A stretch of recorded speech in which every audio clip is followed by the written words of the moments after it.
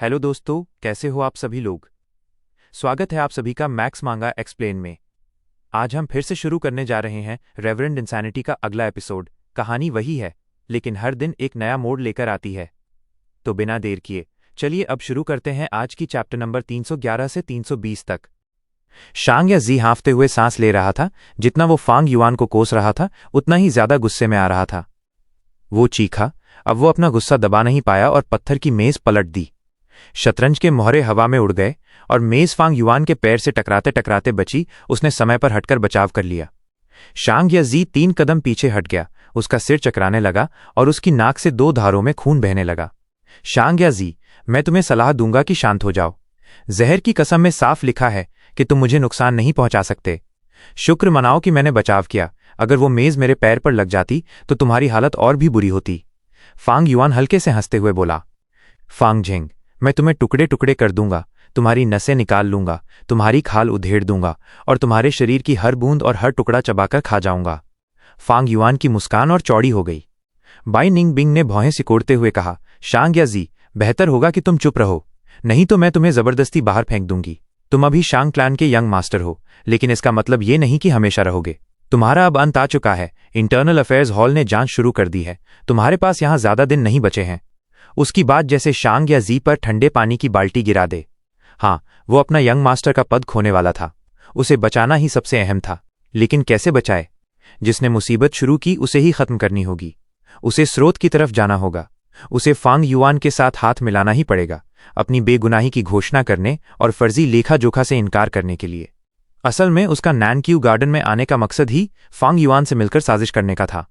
ये सोचते ही शांग या जी के सीने में घृणा की लहर उठी।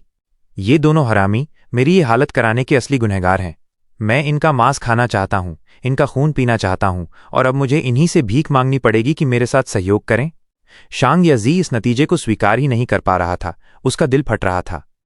फांग युआन ने उसके चेहरे के भावों को गौर से देखा और समझ गया कि वो अंदरूनी टकराव में फंस चुका है। इसलिए उसने कहा, शांग या जी, मैं दरअसल बड़ा नेक इंसान हूं। मैं हमेशा नेकी का बदला नेकी से और दुश्मनी का बदला दुश्मनी से देता हूं।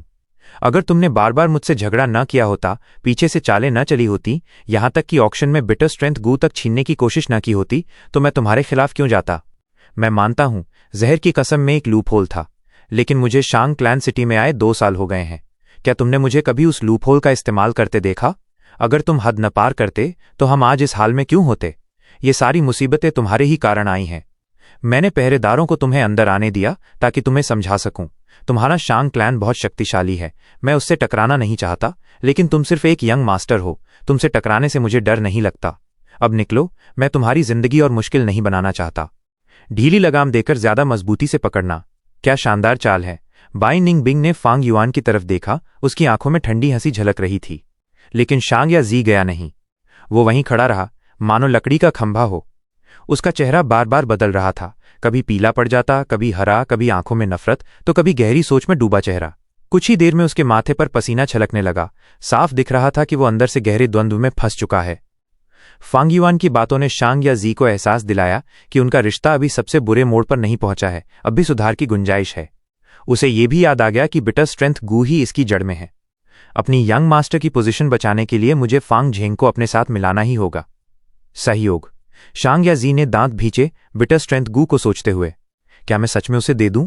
मैंने उस पर 8,10,000 खर्च किए हैं। लोग मेरे बारे में क्या सोचेंगे? अगर मैं उसे दे दूं, सब मुझ पर हंसेंगे। लेकिन अगर मैं ना दूं, तो मैं अपनी सच्चाई कैसे दिखाऊं? हमारा रिश्ता कैसे सुधरेगा? मैं अपमानित महसूस कर रहा हूं। आखिरकार मैंने वो गू उसी के लिए खरीदी थी। ये मेरी जिंदगी की सबसे बड़ी बेइज्जती है। फांग झेंग की वजह से मैंने 8,10,000 में बिटर स्ट्रेंथ गू खरीदी, जिससे सबने मेरा मजाक उड़ाया। अब मुझे वही गू उसे देनी है। क्या ये मजाक नहीं है? नहीं, बिटर स्ट्रेंथ गू असली मुद्दा नहीं है। सबसे जरूरी है यंग मास्टर की पोजीशन को बचाना। बिना उसके मैं कुछ भी नहीं रह जाऊंगा। मेरे पास कुछ नहीं बचेगा। थोड़े ही समय में शांग या जी ने अपने सभी विकल्पों पर विचार किया। इतना सोचने लगा कि उसके कानों में भनभनाहट होने लगी। फांग युआन ने उसकी सफेद पड़ती शक्ल, खोई हुई निगाहें और डगमगाता शरीर देखकर समझ लिया कि समय आ गया है। शांग या जी, हमने तुम्हें जाने को कहा था, फिर भी तुम यहीं हो। चलो छोड़ो, बेचारी आत्मा, मैं तुम्हें और नहीं सताना चाहता। चलो बाई निंग बिंग, मैंने सुना है कि आज बैटल स्टेज पर जू कई बेई और यान तू की लड़ाई है। अगर हमें बैटल स्टेज पर राज करना है तो हमें उनसे भिड़ना ही होगा। ये उन्हें समझने का अच्छा मौका है। फांग युआन ने बाई निंगबिंग को इशारा किया। बाई निंगबिंग उठी और ऐसे दिखाया जैसे वो जाने लगी हो। उसने 2 कदम ही लिए थे कि शांग याजी ने कहा, कृपया रुकिए। उसकी आवाज़ भारी और रूखी थी। जैसे ही वो बोल रहा था, उसने बिटर स्ट्रेंथ गू को बुलाया और कांपते हाथों से आगे बढ़ाया। फांग झेंग, पहले मेरी गलती थी। ये बिटर स्ट्रेंथ गू एक माफी के तौर पर है। ये कहते वक्त शांग याजी का मन बहुत अनमना था, लेकिन बोलते बोलते वो जैसे इसकी आदत डालने लगा। आखिर में जैसे उसके कंधों से कोई बड़ा बोझ उतर गया हो। ये है बिटर स्ट्रेंथ गू। बाई निंगबिंग ने चलते चलते कदम रोक लिए और एक नज़र डाली। ये बिटर स्ट्रेंथ गू बिल्कुल किसी भृंग की तरह थी। शरीर छोटा, मगर उसका पिछला हिस्सा बड़ा था। उसका शरीर अंडाकार और हथेली जितना था।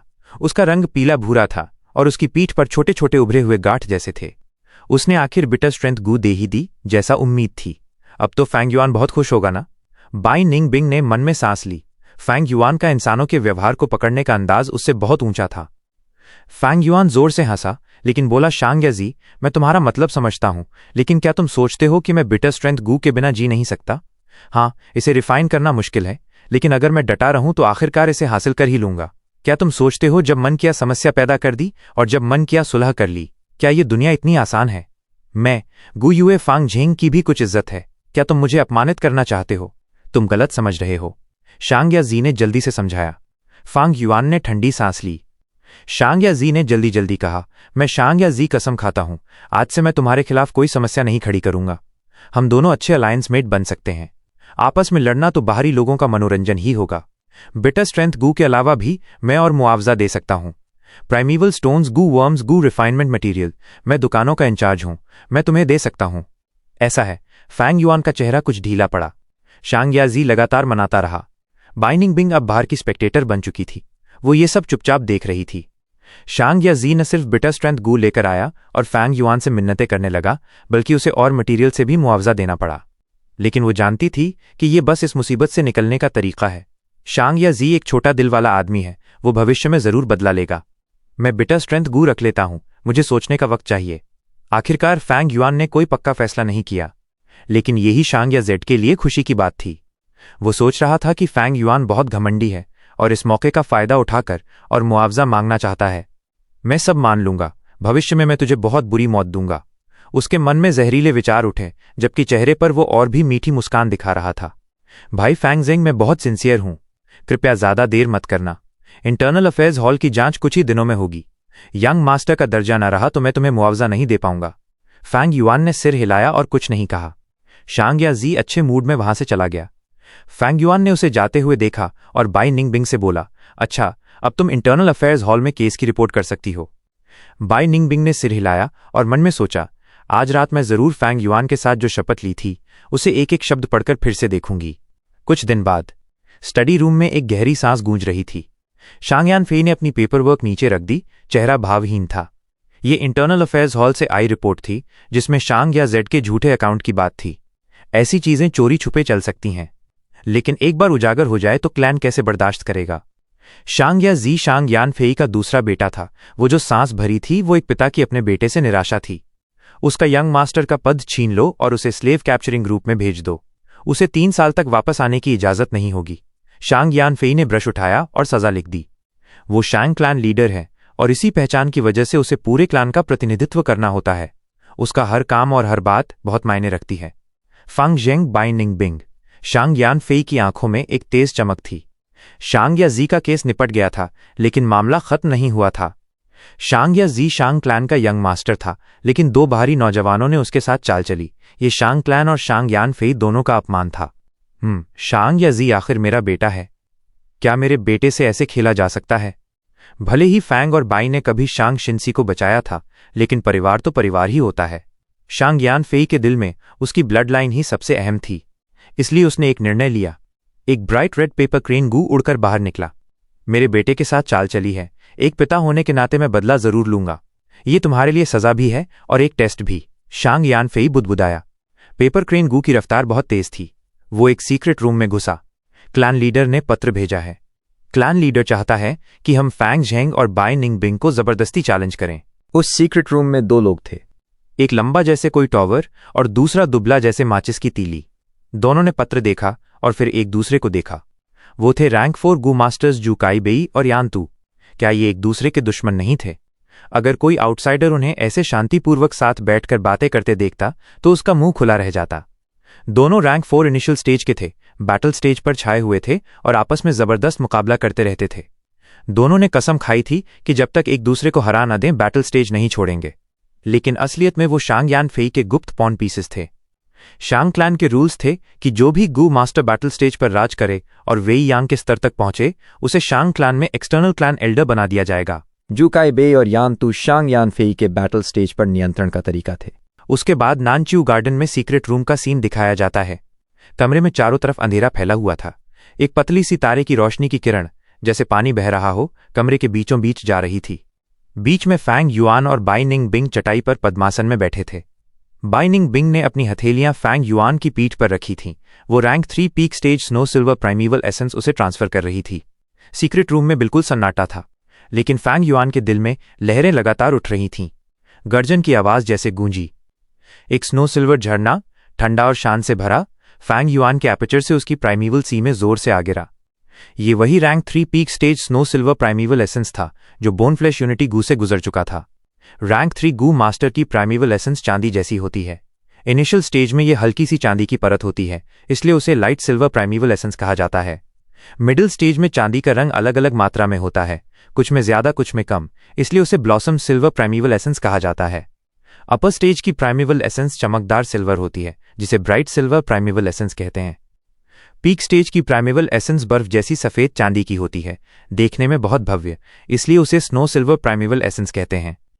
इस समय Fang Yuan snow silver primeval essence को मुख्य ताकत के रूप में और ब्लॉसम सिल्वर प्राइमीवल एसेंस को सहायक ताकत के रूप में इस्तेमाल कर रहा था। उसके नियंत्रण में दोनों मिलकर उफनती लहरें बना रहे थे और लगातार एपर्चर की दीवारों को साफ कर रहे थे। जो एपर्चर पहले पानी की झिल्ली जैसा था, जिसमें रोशनी पानी की तरह बहती थी, वो हिल रहा था। कुछ देर तक ये शुद्धिकरण प्रक्रिया चलती रही और धीरे धीरे मात्रा में बदलाव गुणात्मक परिवर्तन में बदल गया। झिल्ली से रोशनी निकलने लगी और जैसे पानी बर्फ बन जाता है, वो झिल्ली स्थिर होकर पत्थर की झिल्ली में बदल गई। वो स्टोन मेम्ब्रेन चमकदार और शानदार थी और पानी की झिल्ली से कहीं ज्यादा मोटी और मजबूत। स्टोन मेम्ब्रेन बनने के साथ ही फैंग युआन का कल्टीवेशन रैंक 3 मिडिल स्टेज से रैंक 3 अपर स्टेज में एडवांस कर गया। मजबूत नींव बनाओ, सफलता अपने आप आ जाएगी। कल्टीवेशन पूरा होने के बाद बाई निंग बिंग ने धीरे से अपने हाथ पीछे खींच लिए। उसकी नीली आंखों में भावनाओं की हलचल थी। उसकी मदद से फैंग युआन का कल्टीवेशन बहुत तेजी से आगे बढ़ा था और अब वो धीरे धीरे उसके बराबर पहुंचने लगा था। उसे पता था कि फैंग युआन के पास अभी भी व्हाइट सिल्वर रेलिक गू है। उसने उसे इस्तेमाल नहीं किया था और इस पल के लिए बचाकर रखा था। यानी कि आज रात के बाद फैंग युआन का कल्टीवेशन रैंक 3 पीक स्टेज तक एडवांस हो जाएगा, जो बाई निंग बिंग के बराबर होगा। यह आदमी चालाक लोमड़ी है, बहुत धूर्त। भले ही मुझे पॉइजन वाव में कोई कमी ना दिखी हो, इसका मतलब ये नहीं कि उसमें कोई कमी नहीं है। बाई निंग बिंग चुप थी, लेकिन उसका दिमाग तेजी से चल रहा था। शांग या जी का पतन उसके सामने ताज़ा मिसाल था।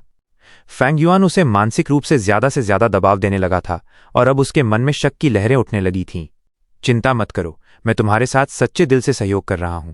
पॉइजन वाव में कोई समस्या नहीं है। जैसे ही बाई निंग बिंग सोच रही थी, फैंग युआन ने अचानक बोलना शुरू किया। उसके विचारों का खुलासा होते ही बाई निंग बिंग की आंखों में ठंडक सी झलक आई और उसने ठंडी व्यंग्य भरी आवाज में कहा, उम्मीद है ऐसा ही हो। फैंग युआन ने एक गहरी सांस ली। उसे पहले से ही बाई निंग बिंग की इस प्रतिक्रिया की उम्मीद थी जब उसने शैंगयाजी के खिलाफ योजना बनाई थी। हर काम के अपने फायदे और नुकसान होते हैं। अब शैंगयाजी अपनी जगह से हट चुका था। यंग मास्टर की सीट खाली थी और इससे शैंगजिन सीआई को आगे बढ़ने का मौका मिल गया था। लेकिन साथ ही फैंग युआन और बाई निंग बिंग के सहयोग में एक दरार भी पैदा हो गई थी। इसी के साथ शांगयान फे को भी कदम उठाने के लिए मजबूर कर दिया गया। बस कल ही जू कई बेई और यानतू ने फैंग युआन और बाई निंग बिंग को एक साथ फोर्स चैलेंज दिया था। जैसे ही ये खबर फैली, बैटल स्टेज में जबरदस्त हलचल मच गई और असंख्य लोगों का ध्यान आकर्षित हुआ। जू कई बेई और यानतू दोनों रैंक 4 इनिशियल स्टेज गू मास्टर्स थे और बैटल स्टेज के आधे आसमान कहलाते थे। जब ये दोनों आधे आसमान एक साथ आए तो पूरा आसमान बन गए। इन उपनामों से ही उनकी स्थिति और ताकत का अंदाजा लग जाता था। फैंग और बाई बैटल स्टेज के दो उभरते सितारे थे। वे चमक रहे थे। अब तक हर मुकाबला बिना हारे जीते थे। ऐसी ताकत बैटल स्टेज के इतिहास में भी बहुत कम देखने को मिली थी। जू कई बेई और यानतू बैटल स्टेज के दो हीरो थे जो कई सालों से शिखर पर खड़े थे। इन सालों में बहुत से गू मास्टर्स ने आगे बढ़ने और शैंग क्लैन के एक्सटर्नल एल्डर बनने की कोशिश की, लेकिन ये दोनों उनके रास्ते में खड़े हो गए और उनकी सारी उम्मीदें तोड़ दीं। लेकिन अब इन दोनों ने मिलकर फैंग और बाई को चुनौती दी थी, जिससे सभी के मन में उत्सुकता और शक दोनों जाग उठे। किसी ने कहा फैंग और बाई बहुत तेजी से आगे बढ़ रहे हैं, जिससे जू कई बेई और यानतू जैसे सीनियर्स असहज महसूस कर रहे हैं और इसलिए वे इस समस्या को शुरू में ही खत्म करना चाहते हैं। किसी ने कहा जू और यान ने आपस में शर्त लगाई है और फैंग और बाई को ही जीत हार का पैमाना बनाया है। लगभग किसी को भी नहीं लगता था कि फैंग और बाई इन दोनों के खिलाफ जीत सकते हैं। जू कई बेई और यानतू की ताकत लोगों के दिलों में गहराई से बसी हुई थी, और सबसे अहम बात, एक तरफ रैंक 4 गू मास्टर्स थे और दूसरी तरफ रैंक 3 गू मास्टर्स। दोनों के बीच इस स्तर का बड़ा अंतर था। जैसे जैसे गू मास्टर ऊंचे रैंक पर एडवांस करते हैं, हर स्तर के बीच का अंतर बहुत बढ़ जाता है और रैंक से ऊपर लड़ना बेहद मुश्किल हो जाता है। पीछे से बाई निंग बिंग के उठने की आवाज आई। कल तुम्हारा यानटू के साथ मैच है, तैयारियां कैसी चल रही हैं? क्या तुम्हें मेरा हेवनली एसेंस ट्रेजर लोटस चाहिए? हमारी कसम के मुताबिक मैं पूरी कोशिश करूंगा तुम्हारी मदद करने की, फैंग युआन ने अंधेरे से धीरे धीरे कहा। जरूरत नहीं, बाई निंग बिंग ने ठंडे लहजे में जवाब दिया। फैंग युआन पद्मासन में बैठे थे, उन्होंने पीछे मुड़कर नहीं देखा, बस बोले, तुम्हें तो काफी भरोसा है खुद पर। तो क्या हुआ अगर वो रैंक 4 का है? इन 2 सालों में सिर्फ तुम ही नहीं, मैंने भी काफी तरक्की की है। बाई निंग बिंग मुड़ी और बाहर चली गई। हेवनली एसेंस ट्रेजर लोटस तो फैंग युआन का था, वो बाई निंग बिंग की असली ताकत को दिखा ही नहीं सकता था। वो यानतू से होने वाले मैच में अपनी असली प्रगति को परखना चाहती थी। सीक्रेट रूम का दरवाजा खुला और बंद हुआ। बाई निंग बिंग के चले जाने के बाद फैंग युआन के होठों के कोने पर हल्की मुस्कान आ गई। हेवनली एसेंस ट्रेजर लोटस को ठुकरा दिया। लगता है उसके दिल में थोड़ी सी असुरक्षा घर कर गई है। बहुत छोटी है ये इनसिक्योरिटी, शायद उसे खुद को भी एहसास नहीं होगा। बाई निंग बिंग, तुम अभी भी बहुत अनुभवहीन हो। फैंग युआन बुदबुदाए, फिर अपने बिखरे विचारों को समेटने लगे। उन्होंने व्हाइट सिल्वर रेलिक गू निकाला। ये गू एक गोल मोती की तरह था, सफेद चांदी रंग का और उंगली के आकार जितना बड़ा। पुनर्जन्म के बाद फैंग युआन ने इसे चिंग माओ माउंटेन पर एक बार देखा था। जिया क्लैंस के कारवा में व्हाइट सिल्वर रेलिक गू की कीमत 50,000 प्राइमीवल स्टोन्स रखी गई थी। उस वक्त ये फैंग युआन के लिए एक अधूरा सपना था। रेलिक गू की पूरी सीरीज बहुत महंगी होती थी। एक बार में इस्तेमाल करके ये गू मास्टर्स की कल्टीवेशन को एक छोटे रियल्म तक बढ़ा देती थी, जिससे बहुत समय और ऊर्जा की बचत होती थी। साथ ही ये एक स्थिर नींव देती थी और कोई साइड इफेक्ट भी नहीं होते थे। ग्यू वर्म्स तो इस्तेमाल करने के लिए ही होते हैं। फैंग युआन ने बिना किसी झिझक के व्हाइट सिल्वर रेलिक गू को एक्टिवेट कर दिया। तुरंत ही तेज और चमकदार रोशनी एपर्चर की दीवारों पर फैल गई। लगभग 4 घंटे बाद Fang Yuan rank 3 upper stage से रैंक 3 पीक स्टेज तक पहुंच चुके थे। पुनर्जन्म के बाद मैं फिर से रैंक 3 पीक स्टेज पर आ गया हूं। फैंग युआन की आंखों में चमक आ गई। उन्होंने अपनी मुट्ठियां कस लीं, उनके दिल में भावनाएं और खुशी उमड़ने लगी। ये किंग माओ माउंटेन के समय से बिल्कुल अलग था। उस वक्त उन्होंने स्टोन एपर्चर गू का इस्तेमाल किया था और रैंक 3 पीक स्टेज तक पहुंचने के लिए अपने भविष्य की संभावनाएं खो दी थीं। लेकिन इस बार फैंग युआन ने रैंक 3 पीक स्टेज तक बढ़ते हुए अपनी भारी क्षमता को भी बरकरार रखा था। आखिरकार अब उनके पास ए ग्रेड एप्टीट्यूड थी। उन्होंने स्प्रिंग ऑटम सिकाडा को देखा। 2 साल से ज्यादा समय की रिकवरी के बाद उसकी हालत बहुत तेजी से सुधर रही थी। उसका सूखा हुआ शरीर अब चमकने लगा था। पत्तों की तरह सूखी हुई पंखों में अब हरियाली की एक परत दिख रही थी, जो जीवन ऊर्जा से भरी थी। उसकी रिकवरी स्वाभाविक रूप से फैंग युआन के एपर्चर पर भारी दबाव डाल रही थी। लेकिन पहले के मुकाबले अब फैंग युआन की कल्टीवेशन बाई निंग बिंग और बोन फ्लैश यूनिटी गू की वजह से बहुत तेजी से बढ़ रही थी, इसलिए उनका रैंक 3 पीक स्टेज एपर्चर इस दबाव को झेलने के लिए काफी था। किंग माओ माउंटेन का समय वाकई बहुत कठिन था, लेकिन अब फैंग युआन आराम से इस स्थिति को संभाल रहे थे। लेकिन मैं अब भी ढीला नहीं पड़ सकता। स्प्रिंग ऑटम सिकाडा की रिकवरी जितनी तेज होती जाएगी, मेरी कल्टीवेशन को उससे भी ज्यादा तेज होना होगा, नहीं तो वही पुरानी स्थिति दोबारा होगी। समय चुपचाप बीत गया और अगला दिन आ गया। सभी दर्शक बाई निंग बिंग और यानतू के बीच होने वाले मैच का इंतजार कर रहे थे। बैटल स्टेज पर चारों ओर हरी घास फैली हुई थी। ये एक ग्रास टेरेन था, जो नॉर्दर्न प्लेन्स में बहुत आम दृश्य था।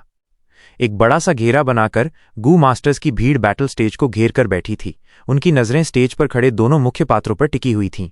मैच शुरू नहीं हुआ था, लेकिन लोग पहले से ही अपनी राय देने लगे थे। इस बार तो सब कुछ बाई निंग बिंग के खिलाफ है। लॉर्ड यानतू के सामने तो इसकी हार पक्की है। वो तो परियों जैसी सुंदर है, उसे हारते हुए देखने का ख्याल ही दिल तोड़ देता है। 1 साल से ज्यादा वक्त में बाई निंग बिंग ने शानदार नाम और शोहरत कमाई थी। उसे बहुत पब्लिसिटी मिली थी। उसकी बर्फ जैसी शांति और परी जैसी सूरत ने उसे जबरदस्त ध्यान दिलाया था। बैटल स्टेज पर बाई निंग बिंग और यानतू आमने सामने खड़े थे। यानतू एक बूढ़ा आदमी था, जिसके सिर पर बिखरे और लंबे बाल थे। वो लकड़ी की डंडी जितना दुबला था और उसकी टांगें नंगी थीं। उसके नाखून और पैर के नाखून बहुत लंबे और टेढ़े हो चुके थे, क्योंकि उन्हें बहुत समय से काटा नहीं गया था। वो फटे पुराने कपड़े पहने था, पीठ झुकी हुई थी, बिल्कुल किसी सड़क के भिखारी जैसा दिखता था। हे छोटी लड़की, तुम्हारी तो त्वचा बड़ी मुलायम है, तुम वाकई बहुत खूबसूरत हो, यान ने बाई निंग बिंग को ऊपर से नीचे तक देखते हुए भद्दे अंदाज में कहा। सफेद चोगा पहने, नीली आंखों और चांदी जैसे बालों वाली बाई निंग बिंग ने तुरंत भौहें चढ़ाईं। उसके दिल में किलिंग इंटेंट भर गया। बूढ़े कमीने, अपनी गंदी बातें बंद कर। छोटी लड़की, तुम्हें तो बड़ों की इज्जत करना सिखाना पड़ेगा। यान ने सूखी हंसी हंसी, उसकी 10 उंगलियां आपस में रगड़ रही थीं। लगता है तुम्हें सबक सिखाना ही पड़ेगा। बेवकूफ़ी भरी बातें। बाई निंग बिंग ने ठंडी निगाहों से यानतू को देखा। उसका चेहरा बर्फ जैसा शांत था। उसकी हर हरकत में जबरदस्त लड़ाई की भावना झलक रही थी। डिंग। घंटी की आवाज ने मैच की शुरुआत का संकेत दिया। आइसिकल GU, फायर पैलेट GU। लगभग एक साथ बाई निंग बिंग और यानतू ने अपने हमले शुरू कर दिए। 4 सफेद बर्फ के टुकड़े और 3 जलते हुए फायर पैलेट्स एक दूसरे की तरफ उड़े। बैंग। एक आइसिकल और एक फायर पैलेट हवा में टकराए। आइसिकल पिघल गया, लेकिन fire pellet Bai Ning Bing की तरफ उड़ता रहा। बस उसकी ताकत काफी घट गई थी। बाई निंग बिंग का आइसिकल गू तो रैंक 2 का था, जबकि यानतू का फायर पैलेट गू रैंक 3 का था। स्वाभाविक था, फायर पैलेट आइसिकल से ज्यादा ताकतवर था। अगर मुझे फायर पैलेट को रोकना है तो मुझे आइस एक्सप्लोजन गू से आइसिकल्स को उड़ाना पड़ेगा, लेकिन ऐसा करने में मेरी प्राइमेवल एसेंस बहुत ज्यादा खर्च होगी। ये लड़ाई तो अभी शुरू ही हुई है। बाई निंग बिंग की नीली आंखों में एक अजीब सी चमक दौड़ गई।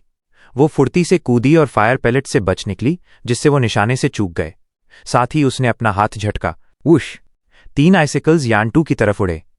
यानतू ने सूखी हंसी हंसी एक कदम आगे बढ़ा और अपने शरीर को अजीब अंदाज में मरोड़ते हुए आइसिकल से बच निकला और एक ही समय पर दौड़ने भी लगा। उसकी तर्जनी बार बार हवा में इशारा कर रही थी और आग के गोलों की एक घनी बौछार बाई निंग बिंग की तरफ चली आई। बाई निंग बिंग ने ठंडी सांस छोड़ी। पीछे न रहते हुए उसने भी लगातार जमीन पर पैर पटके और आइसिकल से जवाबी हमला किया।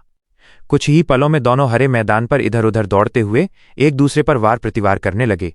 आइसिकल्स और फायर पैलेट्स उड़ रहे थे। दोनों बिना रुके हमला और बचाव कर रहे थे। मैच अभी बस शुरू ही हुआ था, लेकिन उसकी तीव्रता ने सबको हैरान कर दिया।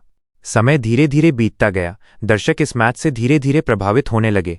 सोचो जरा, बाई निंग बिंग कितनी स्ट्रांग है, लॉर्ड यानटू के साथ इतनी बराबरी से लड़ रही है। वो रैंक 2 आइसिकल गू का इस्तेमाल कर रही है यानटू के खिलाफ, फिर भी किसी तरह का डिसएडवांटेज नहीं दिख रहा। गू मास्टर्स की लड़ाइयों में चलते हुए गू वर्म से ठीक से हमला करना बेसिक होता है, लेकिन बाई निंग बिंग तो इसे एकदम परफेक्ट तरीके से कर रही है। कोई शक नहीं, बाई निंग बिंग एक जीनियस है और उसकी फाउंडेशन भी बहुत मजबूत है, तभी तो अब तक वो अनडिफीटेड है। फैंग युआन भीड़ में खड़ा शांति से मैच देख रहा था। वे यांग और शैंगसिन सीआई भी आ गए थे और वो दोनों फैंग युआन के साथ भीड़ में डिस्गाइज में खड़े थे। बाई निंग बिंग बहुत फोर्सफुली लड़ रही है। भले ही वो आइसिकल गू का इस्तेमाल कर रही है, लेकिन जैसे जैसे आइसिकल्स की संख्या बढ़ेगी उसका प्राइमेवल एसेंस कंजम्पशन भी बढ़ेगा। वे यांग ने चिंतित होकर कहा। रैंक 3 और रैंक 4 के प्राइमेवल एसेंस में फर्क होता है, लेकिन यानटू भी फायर पैलेट गू का इस्तेमाल कर रहा है और उसका प्राइमेवल एसेंस भी लगातार घट रहा है। वो भले रैंक 4 का हो, लेकिन उसकी एप्टीट्यूड B ग्रेड है। बाई निंग बिंग अपनी ग्रेड एप्टीट्यूड की प्राइमेवल एसेंस रिकवरी स्पीड से यानटू की रैंक 4 कल्टिवेशन को टक्कर दे रही है। फंग युआन ने एक नज़र में ही बाई निंग बिंग की बैटल टैक्टिक को समझ लिया। अगर ऐसा है तो ये बाई निंग बिंग के लिए अपहिल बैटल होगी, शांगशिन सीआई ने आश्चर्य से कहा। अब वो भी एक गू मास्टर थी। शांग यानफे की केयरफुल टीचिंग्स के बाद उसका नजरिया खुल गया था और वो अब बहुत कुछ ऑब्जर्व कर सकती थी। तीनों की बातें चल ही रही थीं कि बैटल स्टेज पर अचानक स्थिति बदल गई। छोटी लड़की, तुझे तो सच में इधर उधर कूदना बहुत पसंद है। यानतू के होठों पर एक अजीब सी मुस्कान आई। उसने अचानक अपना दाहिना हाथ उठाया और बाई निंग बिंग की ओर दूर से पंजा मारने जैसा इशारा किया। जैसे ही उसका हाथ पंजे के आकार में मुड़ा, उसकी हथेली पर एक गू वर्म की छाप चमकी। फूस! आग भड़कने की आवाज आई और एक पल में ही एक विशाल आग से बना पंजा बनकर बाई निंग बिंग की ओर उड़ गया। उस पंजे में सिर्फ 3 उंगलियां थीं, बिल्कुल बाज के पंजे जैसा आकार, बस वो नारंगी लाल जलती हुई लपटों से बना था। पंजा पहुंचने से पहले ही बाई निंग बिंग को उसकी गर्मी महसूस हो गई। ये था rank 3 fiery claw GU। Bai Ning Bing ने तुरंत अपना मूवमेंट गू एक्टिवेट किया, स्पीड बढ़ाई और यानटू से कुछ दूरी बनाने लगी। उसने पहले ही यानटू की इन्फॉर्मेशन इकट्ठा कर ली थी और तैयारी कर रखी थी। उसे पता था फायरी क्लॉ की अटैक रेंज फायर पैलेट से छोटी होती है, वो सिर्फ कुछ मीटर तक ही जा सकती है। लेकिन यानटू जोर से हंसा और उसने भी अपना मूवमेंट गू इस्तेमाल किया, जिससे वो तेजी से बाई निंग बिंग के पास पहुंच गया। उसका मूवमेंट गू रैंक 4 का था और बाई निंग बिंग से कहीं ज्यादा प्रभावशाली था। नतीजा ये हुआ कि दूरी बढ़ाने के बजाय यानटू और भी पास आ गया। फायरी क्लॉ लगातार बाइनिंग बिंग पर झपट्टा मार रही थी और यान-2 की स्किल्ड मैनिपुलेशन में वो पंजा बेहद तेज और स्थिर था। बाइनिंग बिंग की स्थिति बिगड़ती जा रही थी, वो बार बार जमीन पर लुढ़क कर बच रही थी। धड़ाम! फायरी क्लॉ बाइनिंग बिंग के कंधे के पास से गुजरी और जमीन पर गिरी, जिससे वहां की घास में तुरंत आग लग गई। आग तेजी से फैलने लगी। यान-2 की इच्छा से फायरी क्लॉ फिर से उन लपटों से उठ खड़ी हुई, लेकिन अब वो थोड़ी कमजोर दिख रही थी। फिर भी जैसे ही यान-2 ने थोड़ा प्राइमिवल एसेंस डाला, फायरी क्लॉ फिर से अपनी पुरानी ताकत में आ गई। Frost arrow GU। बाइनिंग बिंग ने अपनी छोटी उंगली सीधी की, उस पर फ्रॉस्ट एरो गू का नीला निशान बना हुआ था। एक नीली ठंडी भाप सी गोल बूंद इकट्ठी होने लगी। एक पल में ही वो भाप नीले बर्फीले तीर में बदल गई। तीर सीधा फायरी क्लॉ पर लगा और उसकी जलती हुई आग को दबा दिया। फ्रॉस्ट एरो गू एक रैंक 4 गू थी जो बाइनिंग बिंग ने ऑक्शन में खरीदी थी। जैसे ही उसने इसे इस्तेमाल किया, उसने अपनी ताकत दिखा दी। फायरी क्लॉ बुझने के करीब आ गई। यान-2 ने हल्का सा भौहें सिकोड़ लीं और बिना परवाह किए प्राइमिवल एसेंस झोंक दिया। फायरी क्लॉ में फिर से जान आने लगी, लेकिन बाइनिंग बिंग उसे ऐसा करने कैसे देती। फूं फूं फूं, उसने आइसिकल गू एक्टिवेट किया और साथ ही गुपचुप आइस एक्सप्लोजन गू भी चला दिया। धड़ाम! जैसे ही आइसिकल्स ने फायरी क्लॉ को छुआ, जोरदार धमाके से क्लॉ पूरी तरह बुझ गया। फायरी क्लॉ गू उड़कर वापस जाने लगी। यान-2 उसे खोना नहीं चाहता था, इसलिए उसने तुरंत कुछ कदम आगे बढ़कर हाथ से उस फायरी क्लॉ गू को पकड़ लिया और वो फिर से उसकी हथेली में इम्प्रिंट में बदल गई। बाइनिंग बिंग ने यह मौका हाथ से नहीं जाने दिया।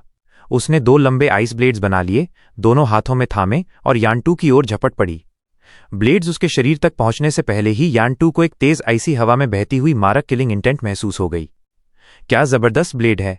यान-2 ने अजीब सी हंसी दी और अचानक जोर से सांस छोड़ी। उसकी नाक से 2 आग के सांप निकल पड़े। वो फायरी स्नेक शुरू में हार के हार जैसे पतले थे, लेकिन एक पल में ही कई मीटर लंबे और बाल्टी जितने मोटे विशाल अजगर बन गए। एक फायरी स्नेक आगे बढ़कर बाइनिंग बिंग के 2 आइस ब्लेड्स को रोकने लगा और दूसरा फायरी स्नेक किनारे से घूमकर उसके पीछे पहुंच गया और हमला शुरू कर दिया। आ गए लॉर्ड यान-2 का ट्विन स्नेक अटैक। हाय, मैं इसी मूव से हारा था। यान-2 का इन 2 स्नेक्स पर कंट्रोल कमाल का है। सामने वाला बचाव में लग जाता है, पीछे वाला हमला करता है, सामने वाला ओपोनेंट दोनों ओर से फंस जाता है। सच में इन्हें संभालना बहुत मुश्किल है। जलते हुए फायरी स्नेक्स ने पूरे ऑडियंस में हलचल मचा दी। बाइनिंग बिंग का चेहरा गंभीर था, उसकी नीली आंखों में लड़ने की भावना बर्फ की तरह जम रही थी। आग जैसे 2 सांपों ने उस पर जबरदस्त दबाव बना दिया था, लेकिन इस दबाव ने उसके भीतर की लड़ाई की भावना को और भी ज्यादा भड़का दिया। बाइनिंग बिंग ने अपने दोनों आइस ब्लेड्स को कसकर थाम लिया और उन 2 फायरी स्नेक से भिड़ने लगी, जबकि यान-2 लड़ाई के घेरे से बाहर खड़ा होकर उन सांपों को कंट्रोल कर रहा था। यान-2 एक साथ 3 काम करने की क्षमता रखता था।